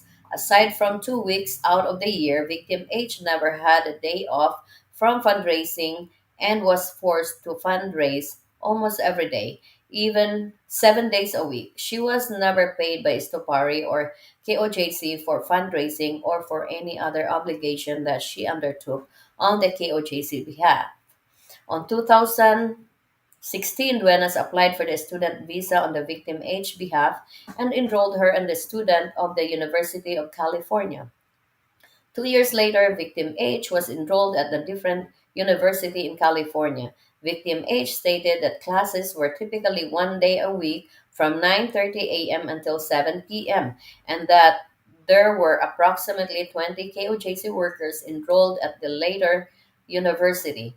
Victim H stated that she was forced to attend class and the group was driven by another KOJC workers who was also a student. Duenas was in charge of applying for the student visas of KOJC workers and enrolling them in the universities. Victim H believed this was used as another way for KOJC to keep workers in the United States soliciting year round. Victim H believed that KOJC used these two universities because of their lenient attendance policies, consisting of one class per week or two per month. When victim H was not attending class, she was forced to fundraise and solicit for KOJC. The above referenced university did not have class during the winter holidays, which was during the month of blessings. So many of the students could fundraise full time all across the country during that time. Based on the discussion with another law enforcement agent specializing in immigration law, I understand that individuals who hold student visas and are currently in school, they have not graduated, are generally not allowed to work. Victim I, oh my goodness, yung boses ko. On or about November 12, 2019, the FBI interviewed Victim I, who provided the following information. Victim I had been a lifelong member of KOJC and worked for KOJC in various capacities. Most recently, Victim I worked as an attorney for KOJC in the Philippines. Victim I provided the names of several individuals who might have information regarding KOJC finances, including a former banker for KOJC who left the organization in 2019. This former banker emailed Victims I information about KOJC Philippines and international bank account, which Victim I then provided to the FBI. All right, the note here. On January 21, 2020, Victim I received continued presence relief with the assistance of the FBI, which expires on or about January 20, 2022. Victim I also received temporary housing through the non governmental organization, which Victim I obtained on her own accord on November 21, 2019. Among the documents from the former banker was an Excel spreadsheet documenting remittance from various countries, as well as wire transfer information, including the amount, sender, and recipient. According to this spreadsheet, on October 6, 2017, Kabaktulan transferred $10,000 985 earned by Amanda's team to the executive pastor, and the transaction was marked as claim. On February 8, 2018, Kabaktulan transferred $15,000 earned by Amanda's team to the executive pastor, but transaction was not marked as claim. Based on my training and experience and knowledge of this investigation, I believe that $10,985 earned by Amanda's team refers to amount of fund raised through begging and other solicitation activity by KOJC worker on the certain time. I also believe that when this money is transferred to the executive pastor, it is sent to the KOJC leader as opposed to the nonprofit CGF in order to help in need children. Based on my training and experience and knowledge of this investigation, I understand that claim means that the recipients of the transaction, the executive pastor, obtained the sent money, the sent fund. Victim J, on October 7, 2019, the FBI interviewed victim J, a former KOJC worker who fled the organization in or around October 2019. Victim J provided the following information. Okay, let's read this one first. Victim J received continued presence relief on January 13, 2020, which expires on January 12, 2022. Victim J received such relief from USCIS with FBI coordination. Now, Victim J started working full time with KOJC in 2002 while studying in Singapore. The more intensive fundraising by KOJC workers in the United States was during MOB. From 2015 to 2017, Estupari had personally given him between $8,000 to $9,000 cash carry each time he flew back to the Philippines. Estupari gave KOJC workers nearly $9,000 each in undeclared cash to carry in their luggage when flying back to the Philippines. Victim J believed that all the money raised by the KOJC workers went to KOJC in Davao and not to CGF or in need children.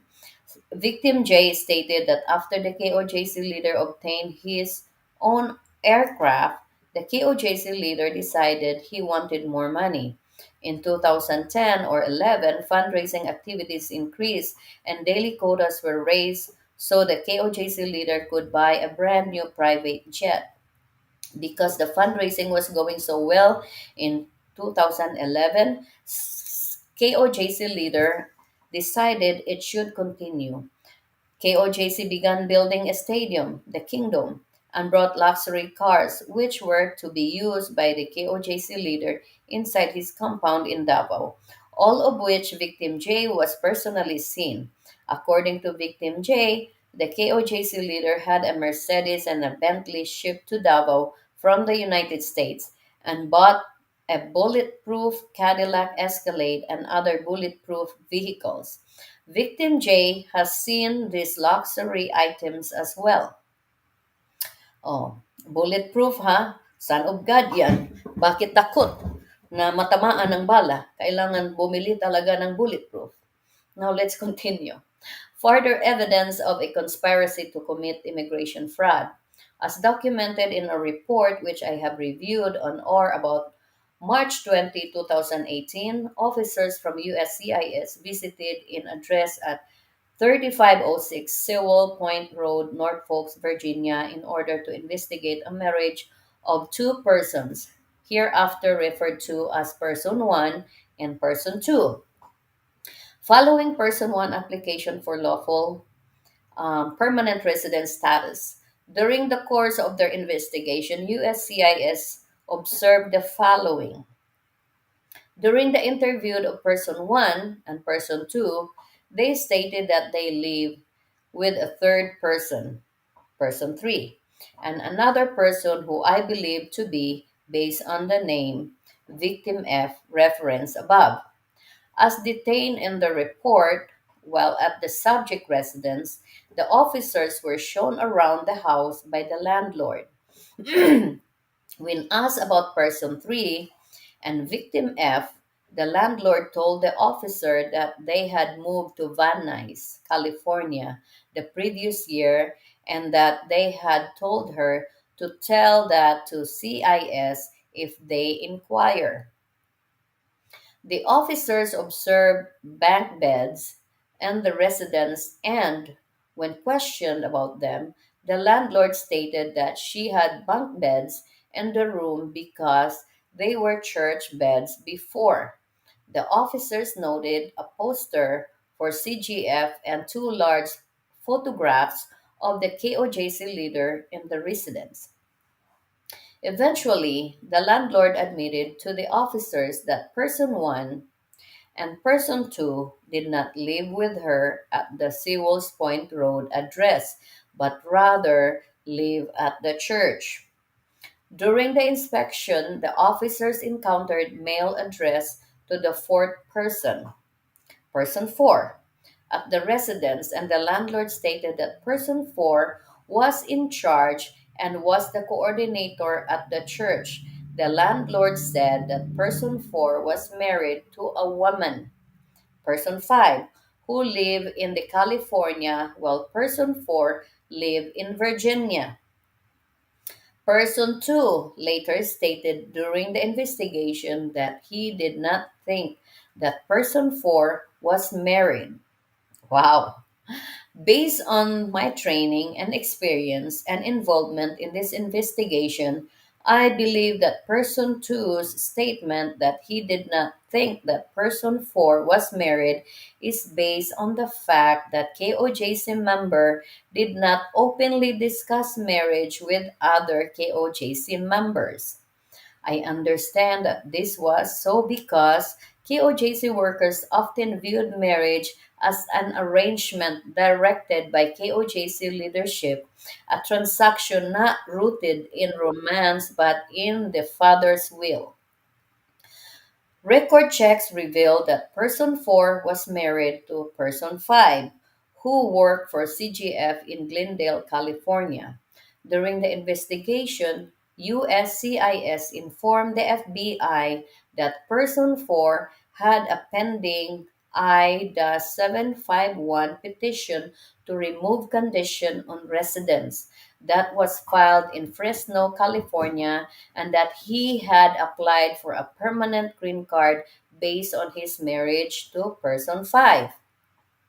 According to USCIS report during the interview of person 1 by USCIS, which occurred in Virginia at the premises conducted after she applied for lawful permanent resident status, person 1 stated that neither she or her husband worked and that she was not volunteering anywhere. Now let's read the note. A review of the Virginia Business Database revealed that as of December 29, 2017, Person 4 was the registered agent for the Kingdom of Jesus Christ, the name above every name, Virginia INC. We're almost done. According to USCIS report during Person 2's USCIS interview, which occurred at the KOJC Church in Norfolk, Virginia, he admitted that he actually stayed at the KOJC Church on a folding bed and that he had spent the past 4 months there. When the officers asked to see where he slept, the officers observed evidence of multiple people living there. At one point, the officer could hear a baby cry from behind a locked door. The occupants refused to open the door, and person 2 was invasive about the number of beds that were inside. During the interview of Person 2 by USCIS, he stated that Duenas helped Person 2 and his wife with immigration paperwork, telling the officers that Duenas gave us ideas for the paperwork. He stated that Duenas was merely a member of KOJC and did not work for the church and that she was located at the Van Nuys KOJC church, located at Van Nuys compound. Based on my conversation with the USCIS immigration officer, Livon Arslandian, who reviewed immigration records of known KOJC members between March 19, 1999 and December 5, 2019. 82 marriages were entered by KOJC administrators and full-time solicitors. 82 sham marriages. In addition, based on my review of a Townsend University, Maryland Police Department report, I know that on June 30, 2018, Towson University Police Department responded to a report of possible charity scammers soliciting donations. The complainant stated that he was approached by two solicitors who asked for donations on behalf of CGF. A Townsend University Police Department officer approached them, and they provided the officer with brochure and identification card issued by CGF showing an address in Glendale, California, within the Central District of California. Neither solicitor had any other identification on them. The officer called the number on the card and spoke with Stupari, who stated that she worked for CGF. Estopari stated that the charity helped poor children and that she was familiar with the two solicitors.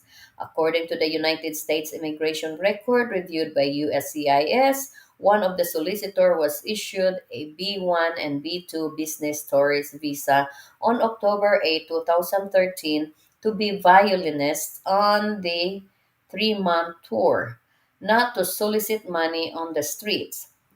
She listed the Van Nuys compound as her United States address. She entered as part of the group of 7 individuals. She was admitted to the United States with a return date on March 28, 2016, meaning that she was not in the United States with legal immigration status on the date of her interaction with Tucson police. Beyond the email described above, other emails from the email search warrant show Kabaktulan's Duenas and Estopari involvement in a conspiracy to commit immigration fraud. For example, in an email which I have reviewed dated October 24, 2015 from a KOJC worker to Estopari, subject line, Rose Sif R02310.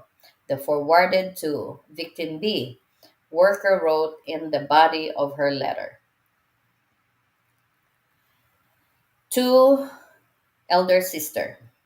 Yesterday we were not sure of the area, so I have them accompany the newbies to show them the way on how to harvest indoor and outdoor, especially in Walmart market and to enter the resto. Some of them were already experienced in asking donation but still a little nervous. So yan daw yung email. Based on my training and experience and knowledge of this investigation, I believe this email described new KOJC solicitors being trained on how to solicit on behalf of a KOJC at Walmart and other locations. The author of the above email continued her email to Istopari by analyzing how each person in her group did during their harvest, noting that the certain workers is still adjusting, seemed like she is not used to indoor harvest, and another worker taught her how to approach the Spanish and other race at Walmart. Sec. With regard to other solicitors, the email authors wrote the administrators that PTF praised the father, Te, elder sister. They went together to the mall. A worker did good, have potential to reach the daily goal of 1,000. Just need a little coaching to be a little faster. Bless the father, have the nerves to approach different races. She ended the letter by telling the administrator that as of now, we are still in Utah. We drop them early so we can reach our goal before nighttime.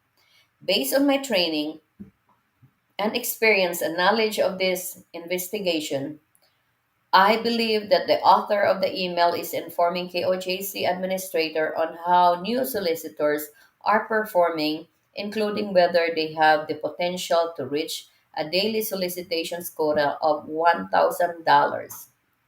Yan yung quota nila, grabe. In an email dated October 24, 2015, a KOJC worker to among others Estopari, Amanda.Estopari at kojc.net with the subject line October 230215FR. The author of the email provided a tally of how much her group of solicitors raised on October 23, 2015, listing the total for the day as $2,777, with a net income of $2,000 and 407 after expenses.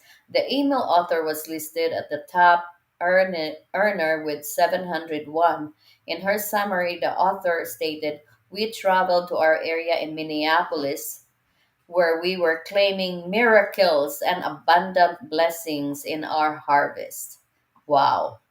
In addition, I have reviewed an email obtained from an email search warrant dated October 11, 2015, with the subject 2015 MOB plan. The forwarded to victim B. In the email, Kabaktulan was noted as being in charge of the Northern Command of the KLC full-time workers and members. The FBI further obtained an email from the email search warrant dated September 25, 2014, from Duenas to other KOJC administrator, in which Duenas tells the United States KOJC coordinators the following. Attached herewith is the list of FTW full-time workers bound to USA via LAX and SF San Francisco, and list of FTWs bound USA via JFK's New York. I already sent to the tickets for FTW via LAX and SF, two names omitted.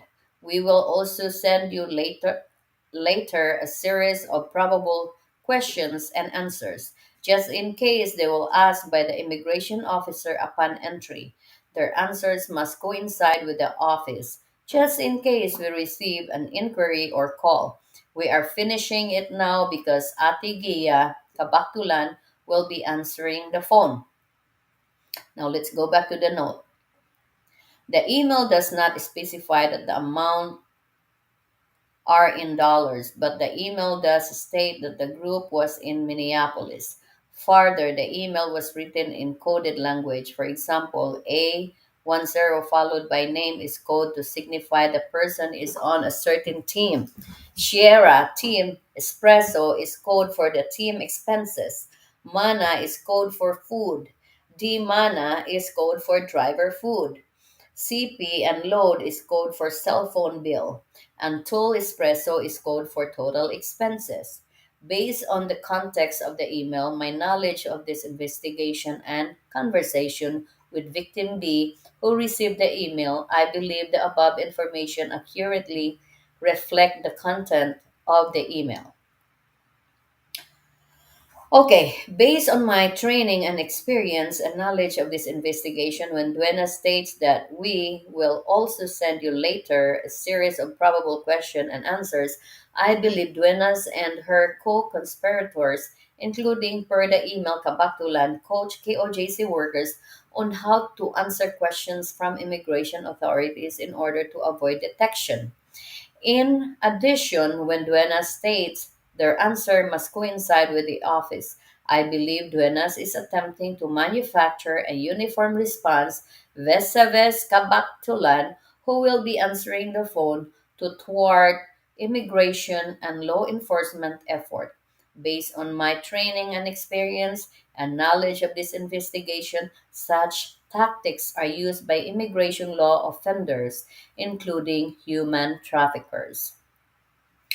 In conclusion, for all the reasons described above, there is probable cause to believe that Kabaktulan, Duenas, and Estopari have conspired to commit immigration fraud in violation of Title 18 United States Code Section 371, and signed by Ann Wetzel, the Special Agent, Federal Bureau of Investigation, on January 27, 2020.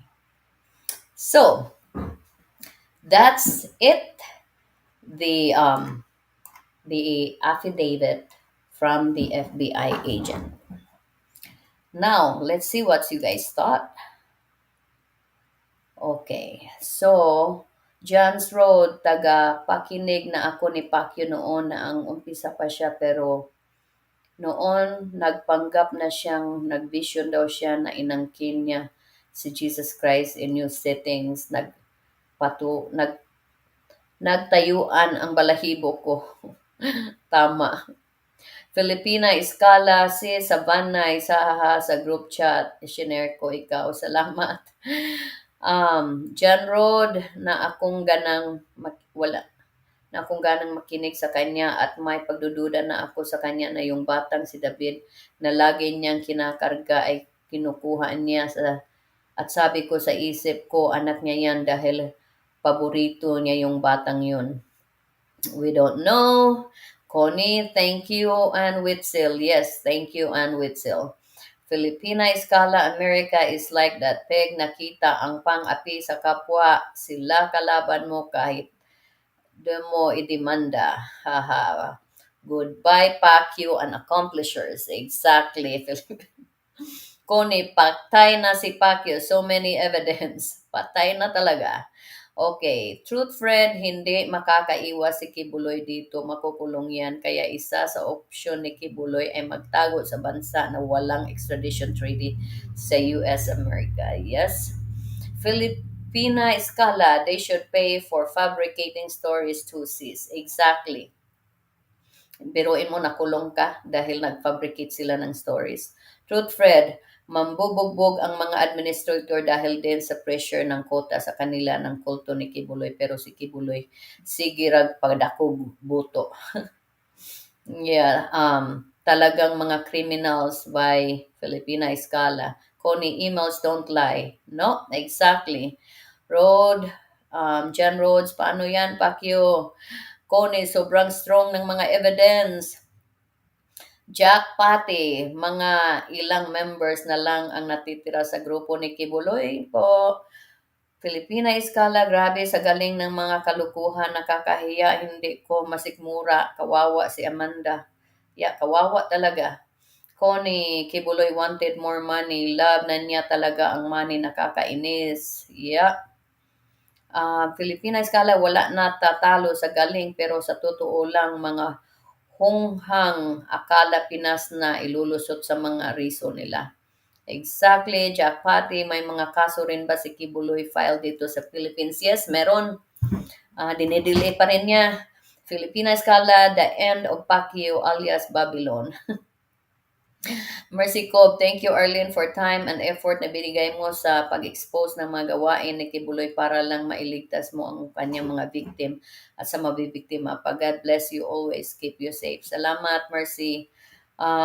They are all guilty, sis. Those are evidence na si Duenas, may Diyos ba, schemes, artist sila. Yeah, tama, Filipina Escala. Handcuff is next. Yeah. Now, I want to show you a different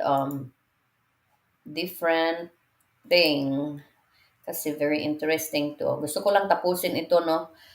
Medyo 3 hours mahigit na tayo but malapit na tayong matapos, you guys. Gusto ko lang i-share itong aking mga nakuhang evidence. Alright. So now, ngayon, Jacqueline Roy, sige nga, I dare you, patunayan mo nga yung mga sinabi mo. Now, ito guys, we all know that picture speaks louder than anything, right? Now, look at this. What do you think about this? Itong lahat mga pastoral to sa bahay ni Kibuloy, sa kwarto niya. Ayan mag-isa lang siya. So, what do you think? Ano yung masasabi nyo kapag nakita nyo itong picture na to? 'Di ba? Nakakasuka.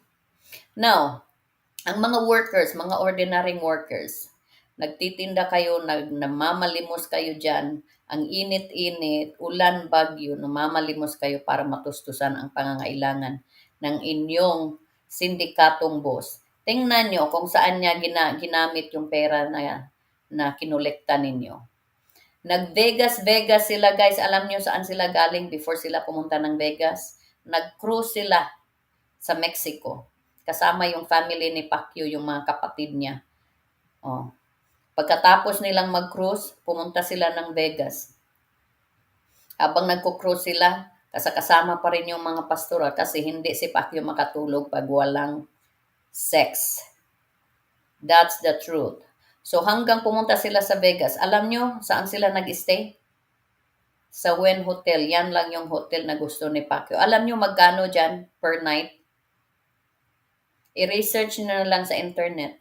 Tsaka ang gusto ni Pacquiao kasi ako nakapag-book ako ng hotel for them before.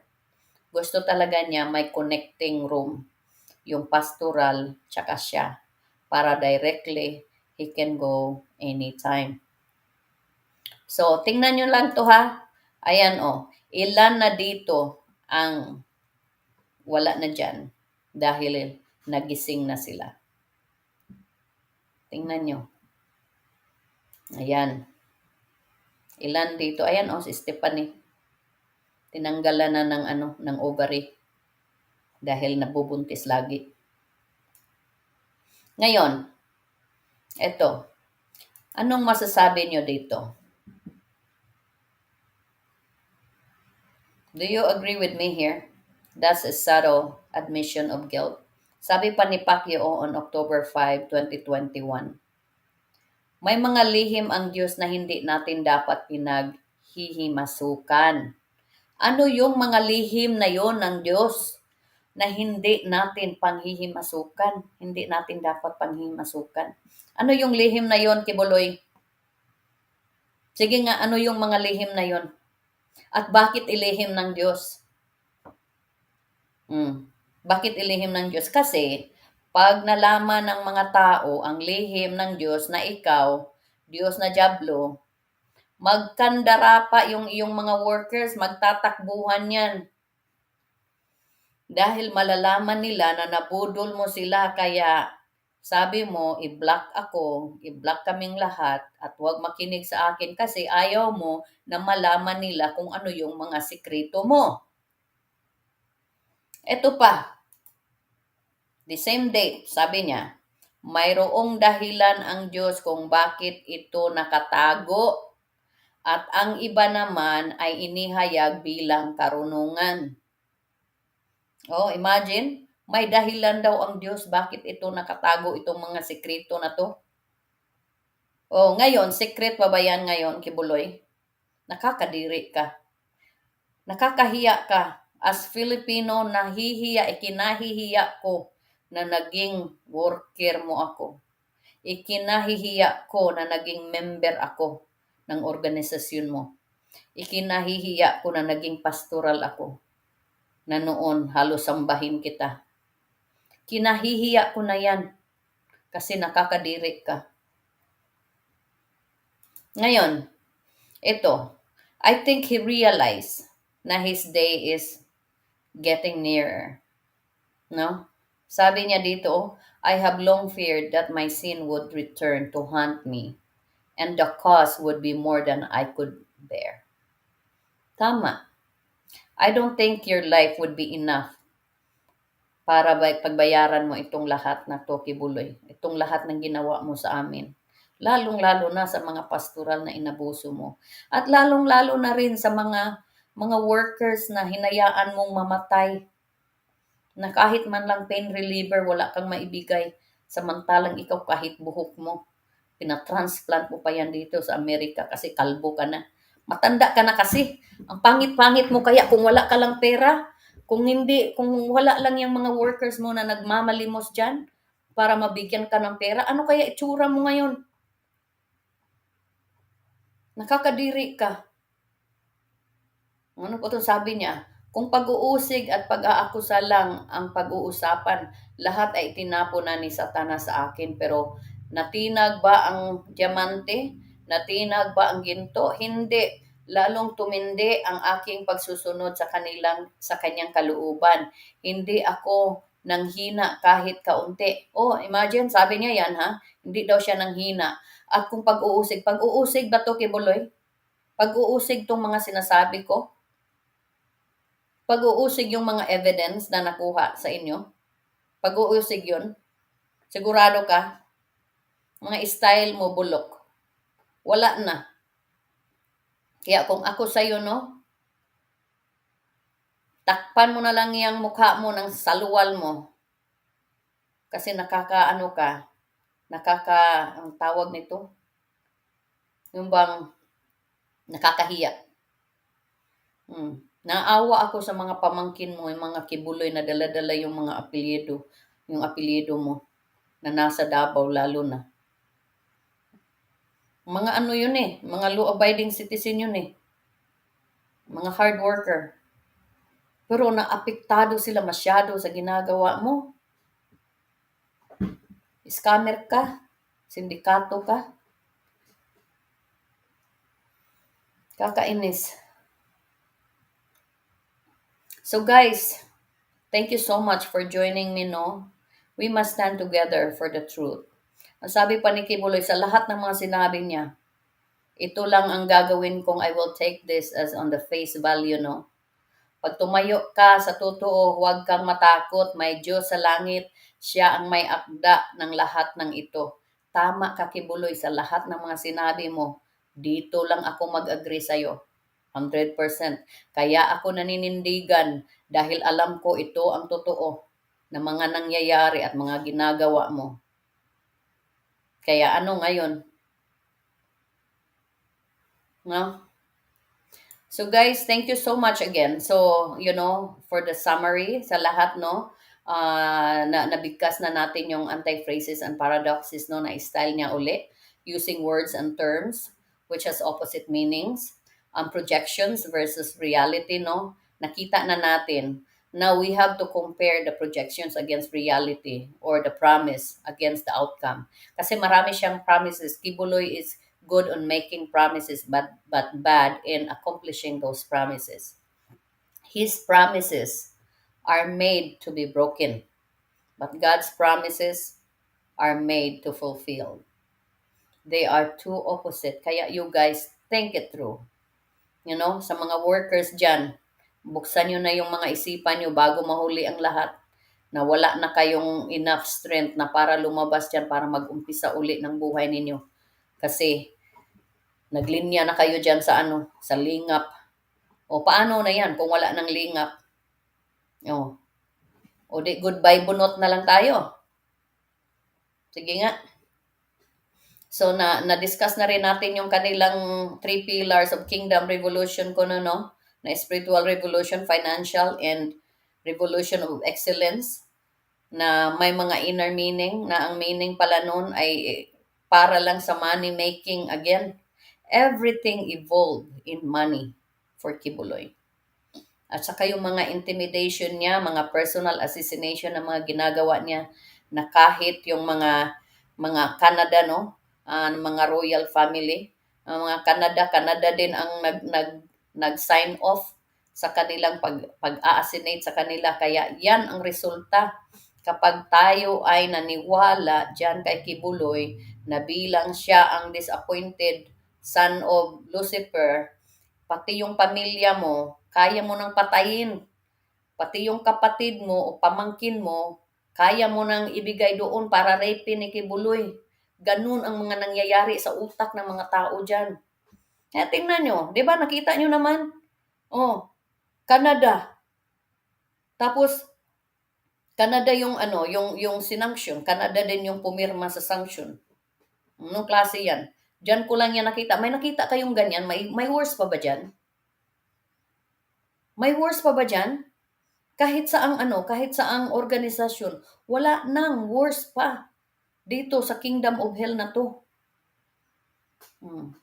Kaya mga members at workers, advice ko sa inyo, hinay-hinay na kayo kalagyo dyan, oy. Wala nang future dyan. Matagal na. Si Kibuloy, wala na ring future. Ang future na nasa federal prison. Kaya kayo, ano ang future nyo? Wala kayong stake, mga property diyan na pag-aari ng kingdom. Wala ng kingdom of Jesus Christ. Executive pastors na, no? Nakalagay doon sa document, wala kayong stake, wala kayong habol kahit sino pa kayo. Kasi ang sabi, 1/3 daw ng membership aprobado ang kanilang mga desisyon na i-transfer yung mga ari-arian sa kanilang mga pangalan. Alam nyo ba yan? Sige nga, alam nyo yan? Approve nyo yan? Nasa lahat ng mga sacrifices ninyo, millions of pesos or dollars ang naimbag nyo dyan. Meron bang isang singkong duling na mapupunta sa inyo? Wala. Kaya, wake up na. At sa mga workers no na nasa labas, na alam ko mahirap talagang mahirap lunukin itong ganitong sitwasyon. Alam ko struggle 'yan. Pero sana gawin nating lesson 'to. Huwag na nating ipamana sa ating mga anak, sa pamilya natin o kanino man ng mga relatives natin ang mga nangyari sa atin, ang mga naranasan natin, 'no? Gawin nating lesson. Sa mga workers din 'no, na hanggang ngayon bumabati ko sa akin, yung mga workers na nasa labas, na mga ex-workers. Pag-isipan niyo, hindi ko naman kayo kalaban. Walang isa sa inyo na kalaban ko. Ang kalaban ko ang sistema na ginagawa ng organisasyon na kung saan tayo belong before. Kasi yung sistema nila ay inhumane, mga pang-aabuso. Huwag na nating hayaan na abusuhin tayo. Let's hold them accountable. No, yung mga ministro dyan, mga ministers na super abusado, bantay kayo kasi pag nakuha na yan si Pacquiao, kayo ang isusunod namin. Sige, hinahinay na kayo. Mga abusado kayo. Sino yung mga abusado dyan ng mga ministers? Isa na yan si Jojo Pablo. Jeho Ayang, Percival Caparos, Benji Gantalaw, Marlon Rosete. Si Inting, Canada, hindi naman yan ministro. Pero grabe ka abusado. Kayo mga abusado, hindi naman yan, alam mo yung mga minention ko, hindi yan sila ganyan noon, nung nandoon ako, nung hindi pa ganito kalaki yung ulo ni Pacquiao. Hindi yan ganyan.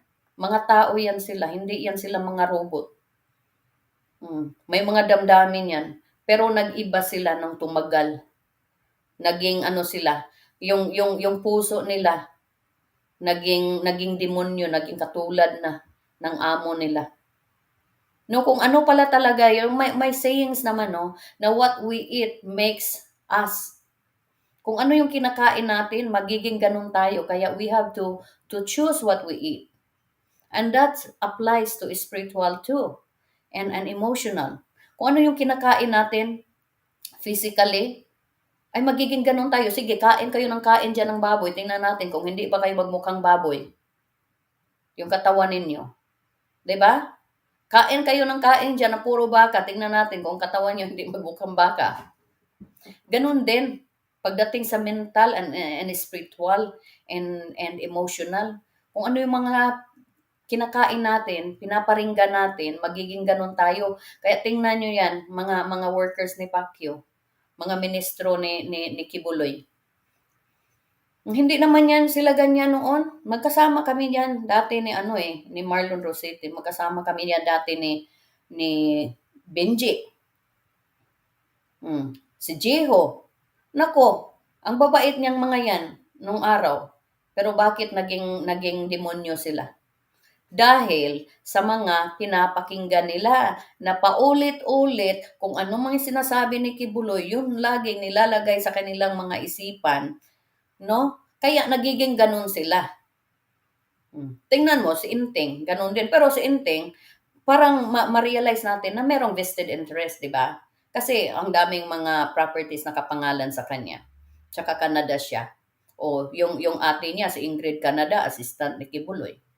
Lahat. Si Ingrid yung yung pinaka-example diyan, siya ang susunod kay Quiboloy.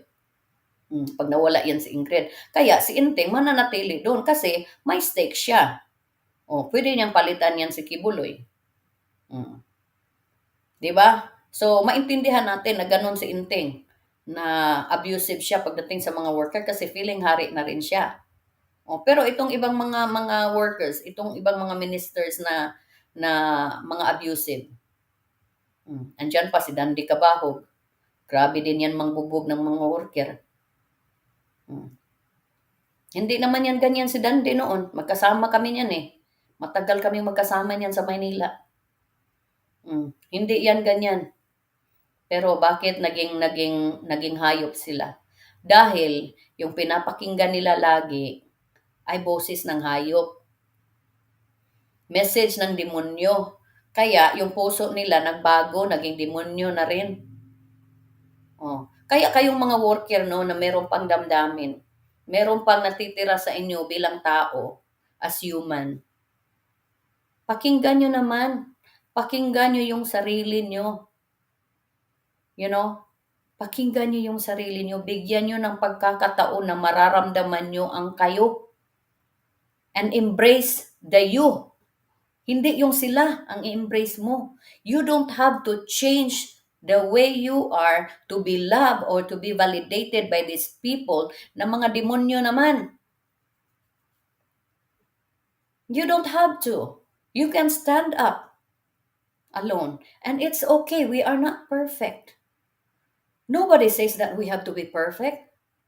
You know? Nobody says na kailangan doon tayo tumira sa mansion kahit alilain tayo, okay lang.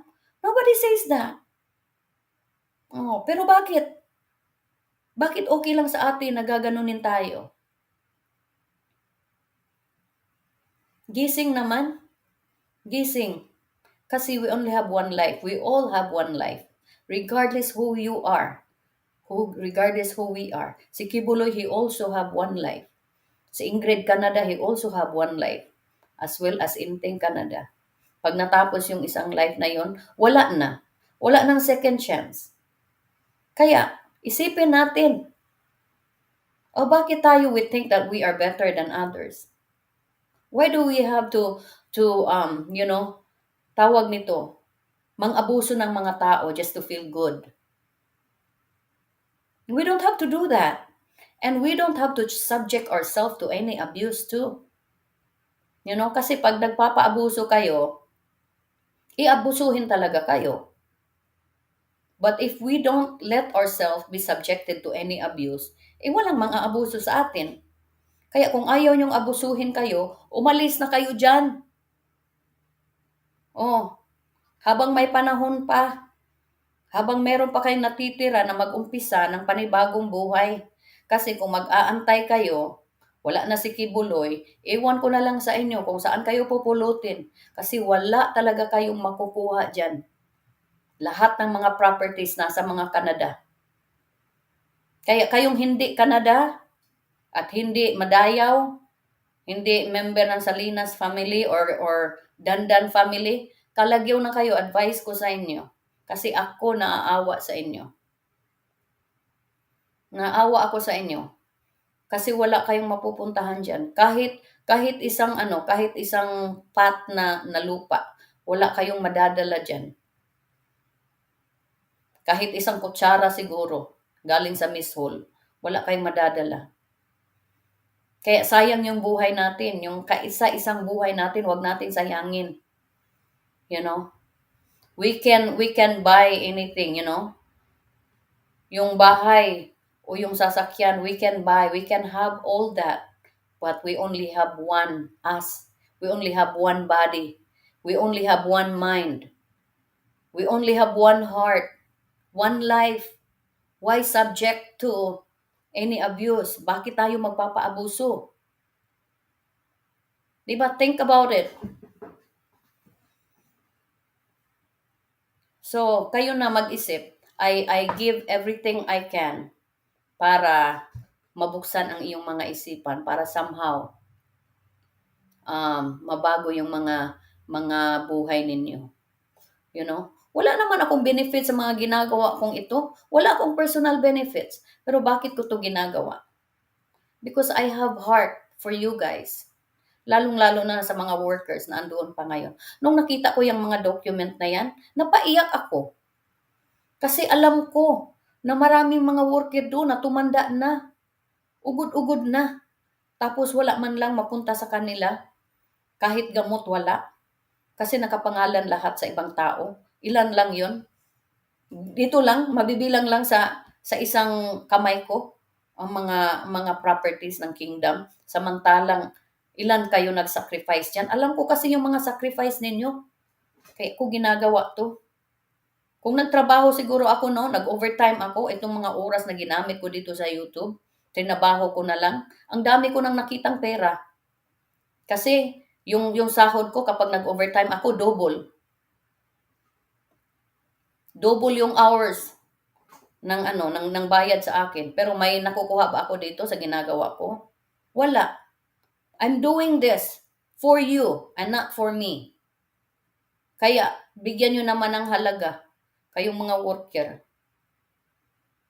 Kasi if I don't do this, no, kung wala ako, hindi ako binigyan ni God ng puso na ganito, ewan ko na lang sa inyo kung saan nyo kukunin yung information. Kasi yung boss nyo, itatago lahat ng mga information. Magugulat na lang kayo. Whether I'm here or not, makukulong yan. Kasi hindi naman ako ang dahilan bakit yan nagkaroon ng kaso eh. Nandito lang ako para sa inyo. Kasi wala akong ano dyan, wala akong tawag nito. Wala akong say sa mga kaso niya. Kasi hindi naman ako nag-file, walang isa sa amin na nag-file. Pero ang sa akin lang kayo na mga nandyan na masyadong inabuso. Kaya, isipin nyo, kasi kung ako may malasakit sa inyo, eh kayo naman walang malasakit sa mga sarili nyo, eh bahala na kayo sa mga buhay nyo. Pag dumating yung time na babagsak na ito, bahala na rin kayo. Sana humingi kayo ng tulong sa iba. Kasi I did everything I can for you. Habang may panahon pa. So salamat you guys for everything, no, sa mga supporters ko, sa mga naniniwala sa akin. Salamat. I hope na pagpatuloy natin yung dalangin, no, na sana mabuksan na isipan ng mga workers ba na magkaroon sila ng desire to have their freedom again. Kahit alam ko mahirap talaga mag-umpisa. Saan ka naman kukuha ng trabaho kung kayo ay more than 50 years old, hindi wala kayong experience sa labas. But whatever we have, no, we can start. Hindi naman overnight na mag-success agad tayo, overnight na meron ka agad tayong mga bagay na gusto natin. We have to work and that's life. Yan ang original purpose ni God. Work and rest. So kung takot kayong magtrabaho, talagang walang pupuntahan ang buhay ninyo kahit saan tayo pupunta. Magiging alila talaga tayo forever. But if you really read the Bible, malalaman ninyo na we are here to do what God wants us to do, which is to work, to glorify Him. Magtatrabaho tayo because that's one of our service to Him. Kahit saang field tayo nakalagay, that's our service to God. Pero kung takot naman tayo magtrabaho at gusto nating alipin forever, then that's your choice. So salamat you guys. Bago ako mag-end, no, basahin ko muna yung mga comments. Okay. Hey, lagot na si Pacquiao. He needs pamada now. Yeah, Odi Calvis. Yeah, he needs pamada now. Pacquiao needs pampadulas. Does Pacquiao have almoranas? I don't know. Filipina Escala sa group chat, ididemanda daw ako ni Pacquiao. Sabi, oo, harap kami sa korte where time, let me know. Not scared. Okay. Libog dapat putulin. Sarap ng life nila. Oo talaga. Filipina Escala. Connie, kung sabay-sabay aalis ang mga members at workers ni Quiboloy, instant ang pagbagsak niya. Sigurado, oo. Kasi wala wala nang resources. Jack Patty, kick safe Arlene Rock. Salamat. Connie, thank you. Miss Arlene, the Lord bless you and keep you always. Salamat. Audi Galvez, nakakadiri si Pacquiao. Super, nakakadiri talaga. Filipina Escala, ikulong si Inting, abusive sila. Talaga, yung mga abusive talaga, bantay sila pag nakuha nito si Pacquiao kasi sila talaga ang susunod.